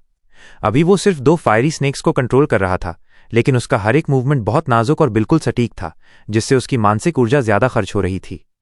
फायरी स्नेक गू रैंक 4 का गू था और 2 रैंक 4 गू के इस पैंच में बाइनिंग बिंग धीरे धीरे कमजोर पड़ने लगी। उसे बचाव करना और मुश्किल होता जा रहा था, क्योंकि उसकी मूवमेंट गू और डिफेंसिव गू उतने मजबूत नहीं थे। बाइनिंग बिंग एक अटैक टाइप की गू मास्टर थी। उसके गू सेट में हमला ही मुख्य ताकत थी, जबकि बचाव और गति का हिस्सा तुलनात्मक रूप से कमजोर था। इसके अलावा उसके पास प्राइमिवल एसेंस की भी एक सीमा थी जो अनंत नहीं थी। इस वजह से उसे अपने प्राइमिवल एसेंस को सही जगह बांटना पड़ता था। बाइनिंग बिंग ने अपना ज्यादातर एसेंस हमले में लगाया था और मूवमेंट और डिफेंस के लिए जो एसेंस बचा वो कम था। कम एसेंस में चलने वाले गू स्वाभाविक रूप से कुछ कमजोर होते हैं। आखिर जो जितना खर्च करो उतना ही बेहतर परिणाम मिलता है। ये 2 फायरी स्नेक्स बाइनिंग बिंग की चालों को बांध रहे हैं। देखो, अगर फायरी स्नेक्स को उसके हमले से कोई नुकसान होता है तो यान-2 तुरंत अपना प्राइमिवल एसेंस खर्च करके उन्हें हील कर देता है। अगर ऐसा ही चलता रहा तो अच्छा नहीं होगा, मंच के पास खड़े वे यांग ने भौहें सिकोड़ते हुए कहा। फैंग युआन की आंखों में हल्की सी चमक आई। उसने कुछ नहीं कहा, लेकिन बाइनिंग बिंग की अगली चाल का इंतजार करने लगा। अचानक बाइनिंग बिंग ने हमला तेज कर दिया। उसने फ्रॉस्ट ब्रेथ गू और फ्रॉस्ट एरो गू एक के बाद एक इस्तेमाल किया। लगातार निकलती ठंडी बर्फीली हवा ने फायरी स्नेक्स के हमलों को धीमा और रोकने में मदद की, लेकिन इस तेज हमले ने उसका प्राइमिवल एसेंस बहुत तेजी से खर्च करना शुरू कर दिया। छोटी लड़की, ज्यादा मत तड़प, यान-2 हंसते हुए बोला और आग के गोले छोड़ दिए। कुछ आग के गोले बाइनिंग बिंग की तरफ गए, जिससे उसे बचना पड़ा और ऊर्जा खर्च करनी पड़ी। बाकी गोले फायरी स्नेक्स की तरफ गए और उनमें मिलकर उन सांपों को और ताकतवर बना दिया। ये था फायर पेलेट गू और फायरी स्नेक गू का मिला-जुला युद्ध कौशल। यान-2 ने इस टैक्टिक को बैटल स्टेज पर सैकड़ों लड़ाइयों में रिफाइन करके परिपूर्ण बनाया था। इसके मुकाबले बाइनिंग बिंग में भले ही टैलेंट था, समझदारी थी और सीखने की गति तेज थी, लेकिन उसके पास अनुभव की कमी थी। यान्तू के सामने वो समय और युद्ध के अनुभव में पीछे थी। बाई निंग बिंग ने एक जोरदार हमला करके उन 2 फायरी स्नेक्स को खत्म करने की कोशिश की, लेकिन यान्तू ने उसकी मंशा पहचान ली और तुरंत पलटवार करके उसकी योजना नाकाम कर दी, अपनी चालाकी और अनुभव दिखाते हुए। अब वो इसका सामना कैसे करेगी? वे यांग की भौहें गहराई से सिकुड़ गईं। स्थिति कुछ अच्छी नहीं लग रही। शांग जिन सियाई ने भी धीरे से मैच का विश्लेषण किया। बाई निंग बिंग की गहरी नीली आंखों में एक निर्णायक चमक उभरी। Ice crystal GU। उसने अपना सबसे अहम ट्रम्प कार्ड इस्तेमाल किया। वह इसे इतनी जल्दी इस्तेमाल नहीं करना चाहती थी, लेकिन उसके पास और कोई रास्ता नहीं था। लड़ाई की शुरुआत के बाद थोड़ी देर तक दोनों बराबरी पर थे, लेकिन धीरे धीरे यान्तू ने पहल पकड़ ली थी और उसे दबाने लगा था। Bai Ning Bing attack type की गू मास्टर थी, पहल वापस लेने के लिए उसे हमला और बढ़ाना ही था। कड़कड़ाहट की आवाज गूंज उठी, जैसे पानी अचानक बर्फ बन रहा हो। पलक झपकते ही उसका पूरा शरीर आइस क्रिस्टल में बदल गया। उसका शरीर थोड़ा फैल गया, उसके चांदी जैसे बाल बर्फ से ढक गए और सख्त हो गए। आइस क्रिस्टल्स उसकी आइस ब्लेड्स तक फैल गए, जिससे वे और तेज, ठंडी और मजबूत बन गईं। ओ छोटी लड़की, अब तू पूरा दम लगा रही है क्या? यान्तू हंसा, लेकिन उसका चेहरा कुछ ही पलों में जम गया। बाई निंग बिंग का पूरा शरीर आइस क्रिस्टल में बदल चुका था। अब उसमें कोई हिचक नहीं थी। उसकी अटैक और डिफेंस एक हो गए थे। उसने फायरी स्नेक्स के हमलों को चीरते हुए सीधा यान्तू की ओर हमला किया। घुड़सवार को मारना हो तो पहले घोड़े को गिराओ, डाकुओं को पकड़ना हो तो उनके सरदार को पकड़ो। यान्तू ने तुरंत एक और फायरी स्नेक को बुलाकर उसके रास्ते में खड़ा कर दिया। Frost breath GU। Bai Ning Bing ने गहरी ठंडी सांस छोड़ी। आइस क्रिस्टल रूप में उसका फ्रॉस्ट ऑरा और भी ताकतवर हो गया था। वो फायरी स्नेक तुरंत उस ठंड से सिकुड़ गया। बाई निंग बिंग सीधा यान्तू की ओर बढ़ती रही। बुजुर्ग यान्तू, अगर हिम्मत है तो सामने आकर लड़। यान्तू का चेहरा गंभीर हो गया। वो नजदीकी लड़ाई में माहिर नहीं था। बाई निंग बिंग की ताकत देखकर उसे समझ आ गया कि पास जाकर लड़ना उसके लिए मुश्किल होगा। वो रैंक 4 का गू मास्टर था और फायर पाथ पर चलता था, लेकिन उसकी लड़ाई की शैली हिट एंड रन थी। चालाक स्वभाव के कारण वो बाई निंग बिंग की बातों में नहीं आया और अपने मूवमेंट गू के सहारे पीछे हटने लगा। बाई निंग बिंग का दिल बैठ गया। आइस क्रिस्टल रूप में उसका मूवमेंट ड्यू पहले जैसा काम नहीं कर रहा था। यान्तू को पकड़ने के लिए उसे धीमा करना जरूरी था, इसलिए उसने बार बार फ्रॉस्ट एरोज चलाए। इन तीरों की ठंडी हवा मांसपेशियों और खून को जमा देती थी, जिससे दुश्मन की चाल धीमी हो जाती थी। लेकिन यान्तू ने अपनी बेहतरीन तकनीक से हर एक तीर को आसानी से चकमा दे दिया। कोई भी फ्रॉस्ट एरो उसे नहीं लगा। तीर न लगने की वजह से उनके बीच की दूरी और बढ़ती गई। यान्तू ठंडी हंसी हंसा। उसे एक जूनियर द्वारा पीछा किए जाने में कोई शर्म नहीं थी। उसने सही फैसला किया। आइस क्रिस्टल गू को ज्यादा देर तक इस्तेमाल नहीं किया जा सकता था। ज्यादा देर इस्तेमाल करने पर शरीर पूरी तरह आइस क्रिस्टल में बदल जाता है और इंसान आइस स्कल्पचर बन जाता है। इसलिए बाई निंग बिंग ने आइस क्रिस्टल गू के साथ वाइटैलिटी गू भी चलाया ताकि जीवन शक्ति बनी रहे। लेकिन वाइटैलिटी गू भी सिर्फ कुछ समय के लिए ही आइस क्रिस्टल गू के इस्तेमाल को बढ़ा सकता था। यान्तू को ये बात अच्छे से पता थी। जैसे बाई निंग बिंग ने उसके बारे में जानकारी निकाली थी, वैसे ही उसने भी बाई निंग बिंग की जानकारी ली थी। वो जानता था कि अगर लड़ाई लंबी चली तो जीत उसी की होगी। भले ही ये तरीका फायरपाथ गू मास्टर्स की ताकत को नहीं दिखाता था, लेकिन ये सबसे अच्छा तरीका था। बाई निंग बिंग रुक गई। मैं इस बूढ़े को नहीं पकड़ पा रही हूं। अब सिर्फ वही एक चाल है जो हालात बदल सकती है। उसकी आंखों में झिझक की एक झिलमिलाहट आई। क्या मुझे वो चाल अभी इस्तेमाल करनी चाहिए या नहीं? बाई निंग बिंग ने बस एक पल के लिए झिझक दिखाई, फिर उसकी नीली आंखों में पक्के इरादे की चमक आ गई। आइस ब्लेड स्टॉर्म, दोबारा प्रकट हो। बाई निंग बिंग ने धीरे से सांस छोड़ी। उसने अपने दोनों हाथ उठाए और नुकीली आइस ब्लेड्स उसके हाथों का विस्तार बन गईं। उसका आइस क्रिस्टल रूप एक ठंडी दबंग आभा फैला रहा था। वाइटैलिटी गू ने उसके दिल, जिगर और बाकी अंगों में एक गर्म धारा बहाई, जिससे उसका कुछ जीवन बल बना रहा और वो पूरी तरह आइस क्रिस्टल में नहीं बदली। वाइटैलिटी गू का एक और फायदा था। एक बार एक्टिवेट करने पर यह खुद ब खुद एक जीवन से भरी गर्म धारा बन जाती थी और इसे ज्यादा कंट्रोल करने की जरूरत नहीं होती थी। Swirl GU, Tornado GU। Bai Ning Bing ने ये दोनों जू लगातार एक्टिवेट किए। स्वर्ल गू एक मूवमेंट गू था जो गू मास्टर्स की घूमने की गति बढ़ाता था। इसे एक्टिवेट करते ही बाई निंग बिंग का पूरा शरीर तेजी से घूमने लगा और टॉर्नेडो गू के एक्टिवेट होते ही एक बवंडर बन गया। वो बवंडर बाई निंग बिंग को ढकते हुए कुछ ही सेकंड में एक विशाल टॉर्नेडो में बदल गया। गहरा नीला टॉर्नेडो ऐसा लग रहा था जैसे कोई नीला नौजवान ड्रैगन आसमान की ओर उठ रहा हो। Ice Age Gu, Ice Crystal Gu, Swirl Gu और Tornado Gu, Bai Ning Bing एक साथ 4 काम अपने दिमाग से कर रही थी। नहीं, बात यहीं खत्म नहीं थी। Frost Breath GU। Bai Ning Bing ने सांस छोड़ी और ठंडी बर्फीली आभा उसके चारों ओर फैल गई। मूल शरीर में रहते हुए वो फ्रॉस्ट ब्रेथ गू को बीच बीच में ही इस्तेमाल कर सकती थी ताकि उसका मुंह और जीभ जम न जाए। लेकिन आइस क्रिस्टल में बदलने के बाद वो लगातार फ्रॉस्ट ब्रेथ छोड़ सकती थी। ये बर्फीली सांस टोर्नेडो में घुल गई और उसे आइसी टोर्नेडो में बदल दिया। हवा हर तरफ फैल गई, घास उड़ने लगी और मैदान पर हल्की नीली बर्फ जमने लगी। इस समय बाई निंगबिंग एक साथ 5 काम कर रही थी। यही थी 10 एक्सट्रीम फिजिक की वो प्रतिभा जो दुनिया पर नजर डाल सकती थी। इस मामले में बाई निंगबिंग ने फैंग युआन को भी पीछे छोड़ दिया था। वो किलर मूव फिर से सामने आया, आइस ब्लेड स्टॉर्म। ठंडी हवा उठी और चारों ओर का तापमान तेजी से गिर गया। नुकीली आइस ब्लेड्स ने टॉर्नेडो को और भी ताकतवर बना दिया। दोनों फायरी स्नेक्स बिना समझे टॉर्नेडो की ओर बढ़े और बुरी तरह घायल हो गए। उनके सिर और शरीर का बड़ा हिस्सा आइसी स्टॉर्म ने काट दिया। आग के वो सांप तुरंत पीछे हट गए। लपटें उनमें मिल गईं और उनके सिर व शरीर फिर से बन गए, लेकिन उनका आकार पहले का आधा भी नहीं रहा। आइसी स्टॉर्म की ताकत बढ़ती जा रही थी और ठंडी बर्फ मैदान में तेजी से फैल रही थी। जहां आग लगी थी वहां अब बर्फ की वजह से आग बुझने लगी थी। यान-टू की आंखें सिकुड़ गईं और उसने फायरी स्नेक्स को अपनी नाक में वापस खींच लिया। ये कौन सा मूव है? मैंने कभी बाई निंगबिंग को ये मूव इस्तेमाल करते नहीं देखा। किलर मूव, ये बिल्कुल किलर मूव है। भीड़ में हलचल मच गई और लोग जोर से चर्चा करने लगे। वे यांग भी हैरान था, इतना ताकतवर किलर मूव आखिर बाई निंगबिंग ने इस हमले में कितने गू का इस्तेमाल किया होगा। शैंग शिनसियाई की नजरें घबराई हुई लेकिन उम्मीद भरी थीं। ये मूव इतना मजबूत है, वो शायद यान-टू को हरा भी सकती है। फैंग युआन चुपचाप मुकाबला देख रहा था। उसने पहले भी बाई निंगबिंग को आइस ब्लेड स्टॉर्म इस्तेमाल करते देखा था, लेकिन इस बार इसकी ताकत एक नए स्तर पर पहुंच चुकी थी। बाई निंगबिंग की तरक्की हैरान कर देने वाली थी। उसकी जन्मजात एप्टीट्यूड और टैलेंट उसके गू सेट के साथ मिलकर उसे एक अनोखा गू मास्टर बना रहे थे। अब देखकर साफ था कि उसने अपने बड़े ध्यान से बनाए killer move ice blade storm को छोड़ा नहीं, बल्कि और बेहतर बना दिया था। तो तेरे पास ऐसा ट्रम्प कार्ड भी था। यान-टू अब शांत नहीं रह पाया। आइस ब्लेड स्टॉर्म के सामने आते ही उसका आत्मविश्वास थोड़ा हिल गया। उसका दिल तेजी से धड़कने लगा। उसे एक जूनियर, एक रैंक 3 गू मास्टर से ऐसा खतरा महसूस हो रहा था। बाई निंगबिंग की ताकत यान-टू की उम्मीदों से कहीं ज्यादा थी और उसने उसे गहरी धमकी का एहसास दिलाया। किलर मूव, ये कई गू वर्म्स को एक साथ जोड़कर बारीकी से बनाए जाते हैं, जिससे एक बेहद ताकतवर हमला पैदा होता है। हर गू मास्टर के पास किलर मूव नहीं होता। ये सिर्फ उन लोगों के पास होते हैं जिनके पास या तो अनुभव बहुत ज्यादा हो या प्रतिभा असाधारण हो। किलर मूव ज्यादा प्राइमेवल एसेंस खर्च करते हैं और दिमाग पर भी ज्यादा जोर डालते हैं, लेकिन उनकी ताकत अविश्वसनीय होती है। ये अच्छा नहीं है। ये मूव लगातार मजबूत हो रहा है। मुझे इसे जल्दी दबाना होगा। अगर इसे मोमेंटम इकट्ठा करने दिया तो ये सच में अजेय बन जाएगा। यान-टू अनुभवी था और उसने तुरंत इस किलर मूव की कमजोरी पकड़ ली।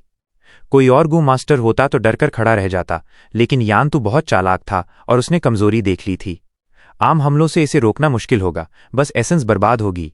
तो फिर किलर मूव बनाम किलर मूव, यान-टू ने मन में ठान लिया। Fuel oil GU।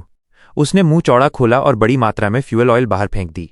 पीले भूरे रंग की फ्यूल ऑयल से तेज गंध आ रही थी। यान-टू ने इसे एक्टिवेट करने में अपनी पूरी ताकत लगा दी, बिना कोई रोक टोक के। वो तेल मैदान में एक छोटे झरने की तरह बह निकला और लहरों में बदल गया। कुछ ही सेकंड में फ्यूल ऑयल की लहरों ने पूरा बैटलफील्ड डुबो दिया। आइस ब्लेड स्टॉर्म तेजी से बड़ा हो रहा था और ठंडक चारों ओर फैल रही थी। तेल की गति स्टॉर्म के पास आते ही धीमी पड़ गई और बहुत सारा तेल चारों ओर उड़ गया। आइस ब्लेड स्टॉर्म में जबरदस्त ताकत थी, लेकिन वो इतनी ठंडी नहीं थी कि फ्यूल ऑयल को जमा सके। देखते ही देखते पूरा मैदान तेल की बरसात में डूब गया। आइस ब्लेड स्टॉर्म के आसपास को छोड़कर बाकी पूरा मैदान मोटी फ्यूल ऑयल की परत से ढक गया, जैसे कोई दलदल बन गया हो। Fiery snake GU। यान-टू ने ठंडी सांस छोड़ी और पहले वाले 2 फायरी स्नेक्स फिर से प्रकट हुए। उसने अपने येलो गोल्ड प्राइमेवल एसेंस का 20% खर्च करके उन सांपों को फिर से पीक साइज और पावर पर पहुंचाया।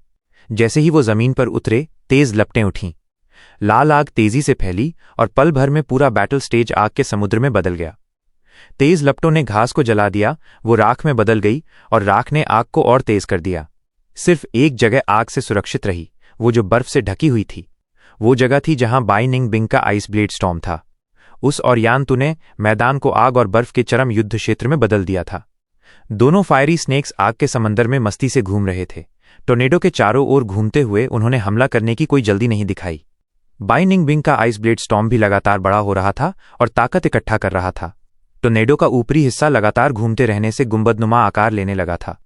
हूं SSS, हूं SSS, हूं SSS। आइसी टोर्नेडो की गड़गड़ाहट और उसकी शानदार आभा ने दर्शकों को रोमांच से भर दिया। मैं अभी खत्म नहीं हुआ हूं, फायरी क्लॉगू, यान-टू अचानक चिल्लाया। उसके पास 4 फायरी क्लॉगू थे और उसने उन्हें एक साथ बाहर निकाला। उसका प्राइमीवल एसेंस बुरी तरह घट गया। एपर्चर में मौजूद गोल्डन सी तेजी से नीचे गिरा।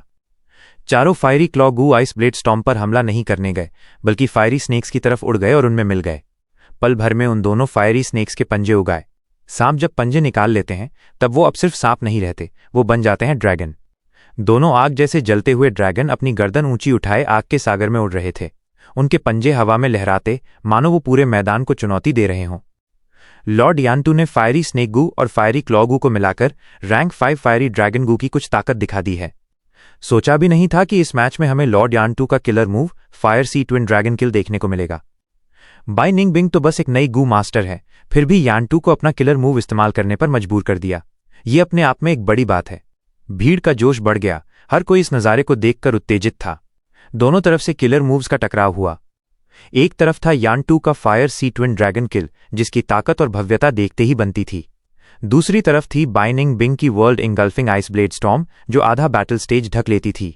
सबकी नजरें अब बैटल स्टेज पर टिकी थीं। कौन जीतेगा, यही देखने की उत्सुकता थी। दोनों फायरी ड्रैगन्स ने अपनी गर्दन उठाई, बिना आवाज के एक चीख सी निकाली और दोनों ओर से एक साथ आइस स्टॉर्म पर झपट पड़े। दोनों फायरी ड्रैगन्स ने अपनी आग जैसे पंजों से आइस स्टॉर्म को चीरने की कोशिश की। उनके पूरे शरीर ने उस घूमते हुए तूफान को लपेट लिया। सफेद और नीला आइस स्टॉर्म मानो कोई विशाल खंभा हो, मजबूती से खड़ा रहा। तेज आइस ब्लेड्स फायरी क्लॉज से टकराईं और लगातार फायरी ड्रैगन्स के शरीर को काटती रहीं। कुछ देर बाद दोनों फायरी ड्रैगन्स और सहन नहीं कर पाए और पीछे हट गए। वो आग के सागर में लौट गए और लपटों को सोख कर फिर से अपनी ताकत पा ली। घास का मैदान जल चुका था, लेकिन ये आग का सागर फायरी ड्रैगन्स के लिए सबसे बड़ी ताकत था। यांतु ने पूरे मैदान का इस्तेमाल कर लिया था। दोनों फायरी ड्रैगन्स बार बार हमला करते, हारते, फिर भी दोबारा बिना रुके आगे बढ़ते। फायर सी ट्विन ड्रैगन किल बाइनिंग बिंग को हरा नहीं पा रहा। क्या आसमान फट रहा है? अगर ऐसा ही चलता रहा तो बाइनिंग बिंग के जीतने की उम्मीद है। भीड़ बार बार हैरान होती रही। नो, आइस ब्लेड स्टॉर्म को रोक दिया गया है। हवा का प्रवाह जबरदस्ती काट दिया गया है। अब वो और ताकत इकट्ठी नहीं कर पा रही। बाइनिंग बिंग को अब मूव करके अपने ओपोनेंट को काइट करना चाहिए।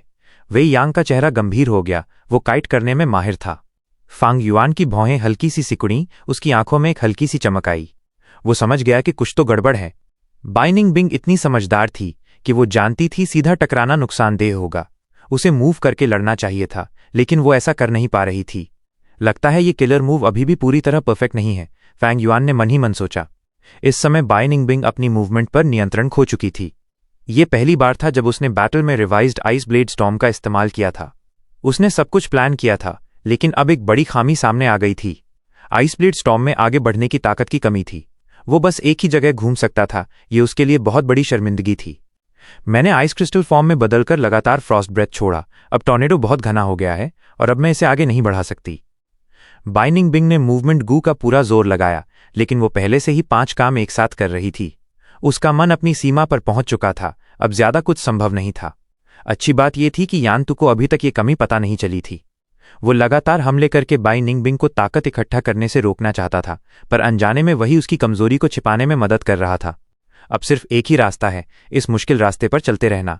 आइस ब्लेड स्टॉर्म को और बड़ा करो, शायद हवा इतनी ताकतवर हो जाए कि ये खुद आगे बढ़ सके। बाइनिंग बिंग की जंग लड़ने की भावना खत्म नहीं हुई थी। इस मुश्किल ने उसे और मजबूत कर दिया। लेकिन अब दोनों तरफ का प्राइमीवल एसेंस तेजी से कम हो रहा था। भीड़ भी अब चुप हो चुकी थी। एक तरफ था विशाल आइस ब्लेड स्टॉर्म, दूसरी तरफ जलता हुआ नारंगी रंग का आग का सागर। दोनों ने बैटल स्टेज को 2 बिल्कुल अलग हिस्सों में बांट दिया था। बैटल स्टेज के चारों ओर बनी बैरियर ने ज्यादातर ताकत को रोका हुआ था, लेकिन कुछ गर्म और ठंडी हवाएं फिर भी दर्शकों तक पहुंच रही थीं। आग का सागर जल रहा था। दोनों फायरी ड्रैगन्स बार बार आइस ब्लेड स्टॉर्म से टकरा रहे थे। हारने के बाद भी उनका हौसला नहीं टूटा। यह है लॉर्ड यांतु की ताकत, एक रैंक 4 गू मास्टर की ताकत, किसी ने गहरी सांस लेते हुए कहा। लॉर्ड यांतु से इस हद तक लड़ना, बाइनिंग बिंग को अब बैटल स्टेज की 3rd स्ट्रॉन्गेस्ट कहना गलत नहीं होगा, किसी ने आश्चर्य भरे चेहरे से कहा। बैटल स्टेज में यांतु और जू कई बेई ने दर्जनों बार लड़ाई की थी, लेकिन अब तक कोई स्पष्ट विजेता नहीं निकला था। वो दोनों सबसे ताकतवर थे। इस लड़ाई के बाद बाइनिंग बिंग की शक्ति को भी सबने स्वीकार कर लिया। अब वो तीसरे सबसे ताकतवर के रूप में मानी जाने लगी। समय धीरे धीरे बीतने लगा। आइस ब्लेड स्टॉर्म की रफ्तार कम होने लगी। हवा कमजोर पड़ने लगी। दूसरी ओर आग भी लगभग बुझ चुकी थी। ईंधन खत्म हो चुका था और सारी हरी घास राख बन गई थी। लेकिन फायरी ड्रैगन्स अब भी मजबूत थे। उन्हें आग के सागर से ऊर्जा मिलती रही और यान 2 का येलो गोल्ड प्राइमीवल एसेंस भी उनका साथ दे रहा था। बाइनिंग बिंग का प्राइमीवल एसेंस धीरे धीरे खत्म होने लगा। अब कल्टीवेशन लेवल का अंतर साफ दिखाई देने लगा। अगर उसके पास हेवनली एसेंस ट्रेजर लोटस होता तो वो और देर तक लड़ सकती थी, लेकिन उसने फैंग युआन की मदद लेने से इनकार कर दिया था। अब सब खत्म। यानटू हंस पड़ा और उसने मन ही मन फायरी ड्रैगन्स को एक कर दिया। दोनों फायरी ड्रैगन्स मिलकर एक और बड़ा फायरी ड्रैगन बन गए। भीड़ में एक साथ कई लोगों की सांसें थम गईं। ये यानतू का गुप्त मूव था जिसे उसने पहले कभी नहीं दिखाया था। अब बाइनिंग बिंग की आइस ब्लेड स्टॉर्म को तोड़ने के लिए वो इसे भी इस्तेमाल कर रहा था। वो विशाल फायरी ड्रैगन मुंह खोले चारों पंजों को एक साथ लहराते हुए आइस ब्लेड स्टॉर्म पर टूट पड़ा, लेकिन अचानक ही आइस स्टॉर्म फट पड़ा। बाइनिंग बिंग ने पूरी ताकत से फ्रॉस्ट ब्रेथ गू का इस्तेमाल किया और फायरी क्लॉज को जमा दिया। आइस ब्लेड स्टॉर्म अचानक फैल गया और उस विशाल फायरी ड्रैगन के शरीर का बड़ा हिस्सा निगल गया। यानतू का चेहरा डर से पीला पड़ गया। उसे एहसास हुआ कि अभी तक की कमजोरी बस बाइनिंग बिंग का नाटक था। उसने तुरंत फायरी ड्रैगन को पीछे हटने का आदेश दिया। फायरी ड्रैगन को गंभीर चोट पहुंची, उसकी ताकत कम हो गई, 2 फायरी क्लॉज टूट गए और उसका आकार आधे से भी कम हो गया। भीड़ में हंगामा मच गया। क्या बाइनिंग बिंग अब जीत जाएगी? इतनी देर से लड़ने के बाद भी उसके पास अभी ताकत बची है? यानतू का चेहरा गंभीर हो गया। बाइनिंग बिंग के अचानक हमले ने उसे भारी नुकसान पहुंचाया था। एक ही पल में उसने एक फायरी स्नेक गू और 2 फायरी क्लॉ गू खो दिए। आइस ब्लेड स्टॉर्म अचानक पूरी तरह से गायब हो गया। बाइनिंग बिंग ने आइस क्रिस्टल गू वापस ले लिया और फिर से अपने मॉर्टल शरीर में आ गई। उसका प्राइमीवल एसेंस पूरी तरह खत्म हो चुका था। मैं हार मानती हूं, उसने ठंडी आवाज में कहा। कुछ पल के लिए सन्नाटा छा गया, फिर पूरा बैटल स्टेज शोर से गूंज उठा। बाइनिंग बिंग हार मान रही थी। भीड़ ने ऐसा सोचा भी नहीं था। उसने आखिरी हमले में सारा प्राइमीवल एसेंस इस्तेमाल कर लिया ताकि यानटू को भारी नुकसान पहुंचा सके। फैंग युआन ने तुरंत समझ लिया, अगर जीत नहीं सकती तो सामने वाले को चैन से जीतने भी नहीं दूंगी। बाइनिंग बिंग का यह फैसला समझदारी भरा और बेहद निर्णायक था। यानतू गुस्से से भर गया, लेकिन ऊपर से एक अदृश्य शक्ति उतरी और उसे दबा लिया। वो हिल भी नहीं सका। ये बैटल स्टेज की ताकत थी। होस्टिंग गू मास्टर मंच पर आया, जो अब लगभग बर्बाद हो चुका था, और उसने परिणाम घोषित किया। रूल्स के अनुसार विजेता हारने वाले से एक ग्यू मांग सकता है। मुझे तुम्हारा आइस क्रिस्टल गू चाहिए, यानटू ने नफरत से कहा। ले लो, बाइनिंग बिंग ने ठंडे स्वर में कहा और अपना आइस क्रिस्टल गू सौंप दिया। दोनों ने वहीं ट्रांसफर पूरा किया। आइस क्रिस्टल गू बाइनिंग बिंग का वाइटल गू था। जैसे ही उसने उसे खोया, उसके 7 छिद्रों से खून बहने लगा। यानतू का चेहरा अब भी बिगड़ा हुआ था। उसने आइस क्रिस्टल गू इसलिए चुना ताकि बाइनिंग बिंग को सबक सिखा सके, लेकिन उसका नुकसान ज्यादा था। एक रैंक 3 आइस क्रिस्टल गू उसके नुकसान की भरपाई नहीं कर सकता था। इस लड़ाई के बाद भले ही बाइनिंग बिंग हार गई, लेकिन उसने अपनी एक अमिट छाप छोड़ दी। कहा जा सकता है कि वो हारी जरूर, मगर शान से। शांग जिनसियाई ने गहरी सांस छोड़ी और खुद को शांत किया। अफसोस, अगर बाइनिंग बिंग ने मेरी सलाह मानी होती और उस वक्त फ्रॉस्ट डीमन गू चुना होता तो हालात कुछ और होते, वे यांग ने अफसोस भरे लहजे में कहा। आइस क्रिस्टल गू मर्दों के लिए ज्यादा उपयुक्त था, जबकि फ्रॉस्ट डीमन गू औरतों के लिए बेहतर होता। बाइनिंग बिंग ने आइस क्रिस्टल गू खो दिया। शायद अब यही मौका है उसके लिए फ्रॉस्ट डीमन गू चुनने का, वे यांग ने उम्मीद भरे स्वर में कहा। क्या आपने वो बैटल देखा? वाकई शानदार थी। बाइनिंग बिंग को पहली हार मिली और यानतू की जीत भी आसान नहीं थी। मैंने 20 प्राइमीवल स्टोन्स खर्च किए बैटल देखने के लिए, दिल दुखा था, लेकिन मैच के बाद लगा कि सच में ये पूरी तरह से वर्थ था। बाइनिंग बिंग और यानटू की बैटल ऐसे थी जैसे कोई बड़ा पत्थर लेक में गिरा हो और उसकी लहरें पूरे शैंगक्लैन सिटी में फैल गईं। हर स्ट्रीट में लोग उस मैच की डिस्कशन कर रहे थे। Old ginger is hotter then young ginger. आखिरकार लॉर्ड यानटू जीत गया, लेकिन बाइनिंग बिंग ने भी गौरवपूर्ण हार माना। उस लेवल तक लड़ना दिखाता है कि उसका भविष्य लिमिटलेस है। कितनी अनफॉर्चुनेट बात है कि मैं वो मैच नहीं देख पाया। बाइनिंग बिंग ने अपनी वाइटल गू खो दी और बैकलैश का सामना किया, लेकिन आइस क्रिस्टल गू आसानी से मिल जाएगी, इससे ज्यादा असर नहीं होगा। मैं अब सच में फैंग झेंग और जू कई बेई के मैच का इंतजार कर रहा हूं। राइट, ये तो सच में ड्रैगन और टाइगर की बैटल होगी। फैंग युआन और जू काई बेई का मैच 7 डेज बाद था, और बाइनिंग बिंग की आउटस्टैंडिंग परफॉर्मेंस के कारण उनका मैच भी काउंटलेस अटेंशन पाने लगा। लेकिन बाइनिंग बिंग गायब हो गई। उस मैच के बाद वो नानक्यू गार्डन नहीं लौटी। क्या उसके साथ कुछ हुआ? शांग जिनसियाई वरीड थी। डोंट वरी, मैं उसे समझता हूं। उसकी नेचर बहुत प्राइडफुल है। ऐसी डिफीट के बाद उसे अकेले समय चाहिए। फैंग युआन ने शांग जिनसियाई को कंफर्ट किया। बाइनिंग बिंग का शरीर फीमेल हो सकता है, लेकिन उसका हार्ट किसी आदमी सा था। सभी पुरुष लायंस और वुल्व्स की तरह होते हैं। इंजरीज मिलने पर सिक्लूडेड जगह में जाकर साइलेंटली अपनी वूंड्स ठीक करते हैं। महिलाएं डिफरेंट होती हैं। जब उन्हें गलत महसूस होता है तो वे ग्रीवेंसेस बाहर निकालना चाहती हैं। उन्हें प्रोटेक्शन और कंफर्ट चाहिए। शांग सिन सियाई ने नॉड किया। उसकी ब्यूटीफुल और जेंटल आइज फैंग युआन की ओर कंसर्न से देख रही थीं। क्या ऐसा हो सकता है कि फाइट न करें? जू कई बेई भी यान तो जितना फेमस है। बिग सिस्टर बाई यून हार गई और उसे अपना आइस क्रिस्टल गू छोड़ना पड़ा। अगर बिग ब्रदर हे टू अपनी ऑल आउट एफर्ट गू खो देता है। बाई निंगबिंग ने आइस क्रिस्टल गू खो दी थी, लेकिन उसे रिप्लेनिश किया जा सकता था। लेकिन अगर फैंग युआन अपनी ऑल आउट एफर्ट गू खो देता तो उसके पास कोई दूसरा तरीका नहीं था। फैंग युआन ने स्माइल किया। प्रिसाइसली इसलिए मैं हार नहीं सकता। ठीक है, मैं कुछ दिन सिक्लूडेड कल्टिवेशन में रहूंगा और एक ज्यू रिफाइन करूंगा। तुम पहले वापस जाओ। फैंग युआन पहले ही जू कई बे की स्ट्रेंथ की इंक्वायरी कर चुका था। बाई निंगबिंग और यान तो के मैच के बाद वो और भी अनुमान लगा पाया। जू काई बे एक रैंक 4 इनिशियल स्टेज गू मास्टर था और यान 2 के बराबर था। फैंग युआन ने अनुमान लगाया कि उसके करंट स्ट्रेंथ में उसके जीतने का चांस सिर्फ 30% है। 30% चांस हाई नहीं लग रहा था, लेकिन अगर आप दो बड़े रेल्म्स के गैप को देखें तो 30% रादर आउटस्टैंडिंग है। अगर मैं सक्सेसफुल हूं उस गू को रिफाइनिंग में तो मेरा चांस 60% हो जाएगा। बस यही होप कर सकता हूं कि रिफाइनमेंट सक्सीड करे। फैंग युआन सीक्रेट रूम में एंटर हुआ और रिफाइनिंग शुरू कर दिया। First inner city. एक स्टडी रूम में ब्राइट और जेंटल लाइट्स जल रही थीं। शांगयान फे क्वाइटली देख रहा था एक बॉल ऑफ कलरफुल स्मोक को जो हवा में फ्लोट कर रही थी। ये कलरफुल स्मोक बाय निंगबिंग और यान 2 के मैच का सीन अनफोल्ड कर रही थी। शांगयान फे ने यह बैटल स्टार्ट से फिनिश तक देखा और फिर कलरफुल स्मोक पुट अवे किया। बाय निंगबिंग हार गई थी। उसने अपनी वाइटल ज्यू खो दी और बैकलैश का सामना किया। फेंग यू मैनर के इंटेल के अनुसार बाय निंगबिंग डॉक्टर सू शो के प्लेस में रिक्यूपरेट कर रही थी। इससे उसे पनिशमेंट और लेसन मिला था सेकंड सन के खिलाफ स्कीम करने के लिए। शांगयान फे ने अपनी आइज बंद की और चेयर के बैक में लीन किया। बाय निंगबिंग हार गई। उसने टेस्ट पास नहीं किया, लेकिन उसकी इनेट गिफ्ट्स और टैलेंट पब्लिक द्वारा ऑलरेडी रिकॉग्नाइज हो चुकी थी। थोड़े समय में वो निश्चित रूप से यान 2 को सरपास करेगी और ग्रेट अकॉम्प्लिशमेंट करेगी। वो सच में एक जीनियस थी। शांगयान फे टैलेंटेड लोगों को चेरिश और पसंद करता था। बाय निंगबिंग के परफॉर्मेंस को देखकर उसने और भी ज्यादा डिजायर महसूस किया उसे शांग सिन सियाई के लिए रिक्रूट करने का। नेक्स्ट फैंग जेंग की टर्न है। देखना है क्या सरप्राइज देगा। मैंने सुना है कि उसके पास हो सकता है heavenly essence treasure lotus. Heavenly essence treasure lotus. Shang Clan city के लिविंग ट्रेजर डोर में 2 थे। एक heavenly essence treasure monarch lotus भी था। लेकिन उन्हें इन ट्रेजर्स को लेने के लिए और भी बड़ी कीमत चुकानी पड़ेगी। लिविंग ट्रेजर डोर ट्रेजर्स को गार्ड करता था और यहां तक कि शांगयान फे क्लैन लीडर भी अपने एंसेस्टर्स द्वारा सेट किए गए रूल्स का पालन करना पड़ता था। फैंग जेंग एक स्ट्रेंथ पाथ गू मास्टर हैं। हेवनली एसेंस ट्रेजर लोटस उनके हाथ में अपना असली महत्व नहीं दिखा पाएगा।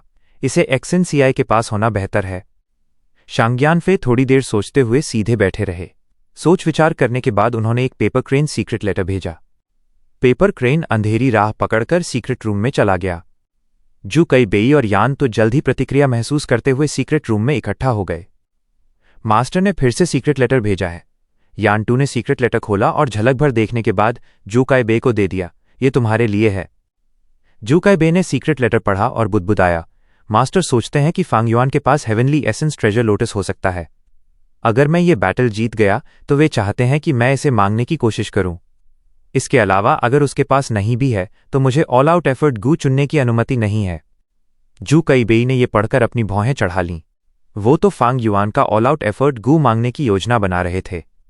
यह लेजेंडरी गू स्ट्रेंथ पाथ गू मास्टर के लिए बेहद आकर्षक था, लेकिन शांगयान फे ने ऐसा आदेश भेज दिया। मास्टर प्रतिभाओं से प्यार करते हैं और फैंग जेंग की वृद्धि की रक्षा करना चाहते हैं। यान तो ने विश्लेषण किया। उन्होंने जू कई बेई की भौहों की टेढ़ी मेढ़ी देखी और समझाया, भाई जू, अपने मानसिक स्थिति पर ध्यान दो। हम शांग क्लैन के हिडन एल्डर्स हैं और क्लैन लीडर के आदेशों का पालन करना होगा। समय बदल गया है। अब वो दौर नहीं रहा जब हम स्वतंत्र रूप से दुनिया में घूमते थे और जो चाहा करते थे। जू कई बेई ने गंभीरता से सिर हिलाया और कहा, वो समय यादगार थे। अकेले दुनिया में घूमना, स्वतंत्र और बंधनों से मुक्त। क्या ब्रदर जू फिर से डिमोनिक गू मास्टर बनना चाह रहे हैं? यान तु का स्वर गंभीर था। जू कई बेई ने ठहाका मारा। ब्रदर यान तु, क्या तुम अभी भी मुझे नहीं जानते? ये सिर्फ एक कैजुअल रिमार्क था। डिमोनिक जू मास्टर्स स्वतंत्र और बंधन मुक्त होते हैं, लेकिन उनका जीवन बेहद जोखिम भरा होता है। उनका शव जंगल में मिल सकता है और कोई उसे वापस नहीं ला पाएगा। यान तू का चेहरा सहज हो गया। जू काई बे और यान तू कभी अकेले डिमोनिक जीयू मास्टर्स थे। वे सदर्न बॉर्डर में भी एक नाम कमा चुके थे और 10 साल तक इस जीवन को सहते रहे थे, लेकिन समय के साथ वे इस जीवन से थक गए।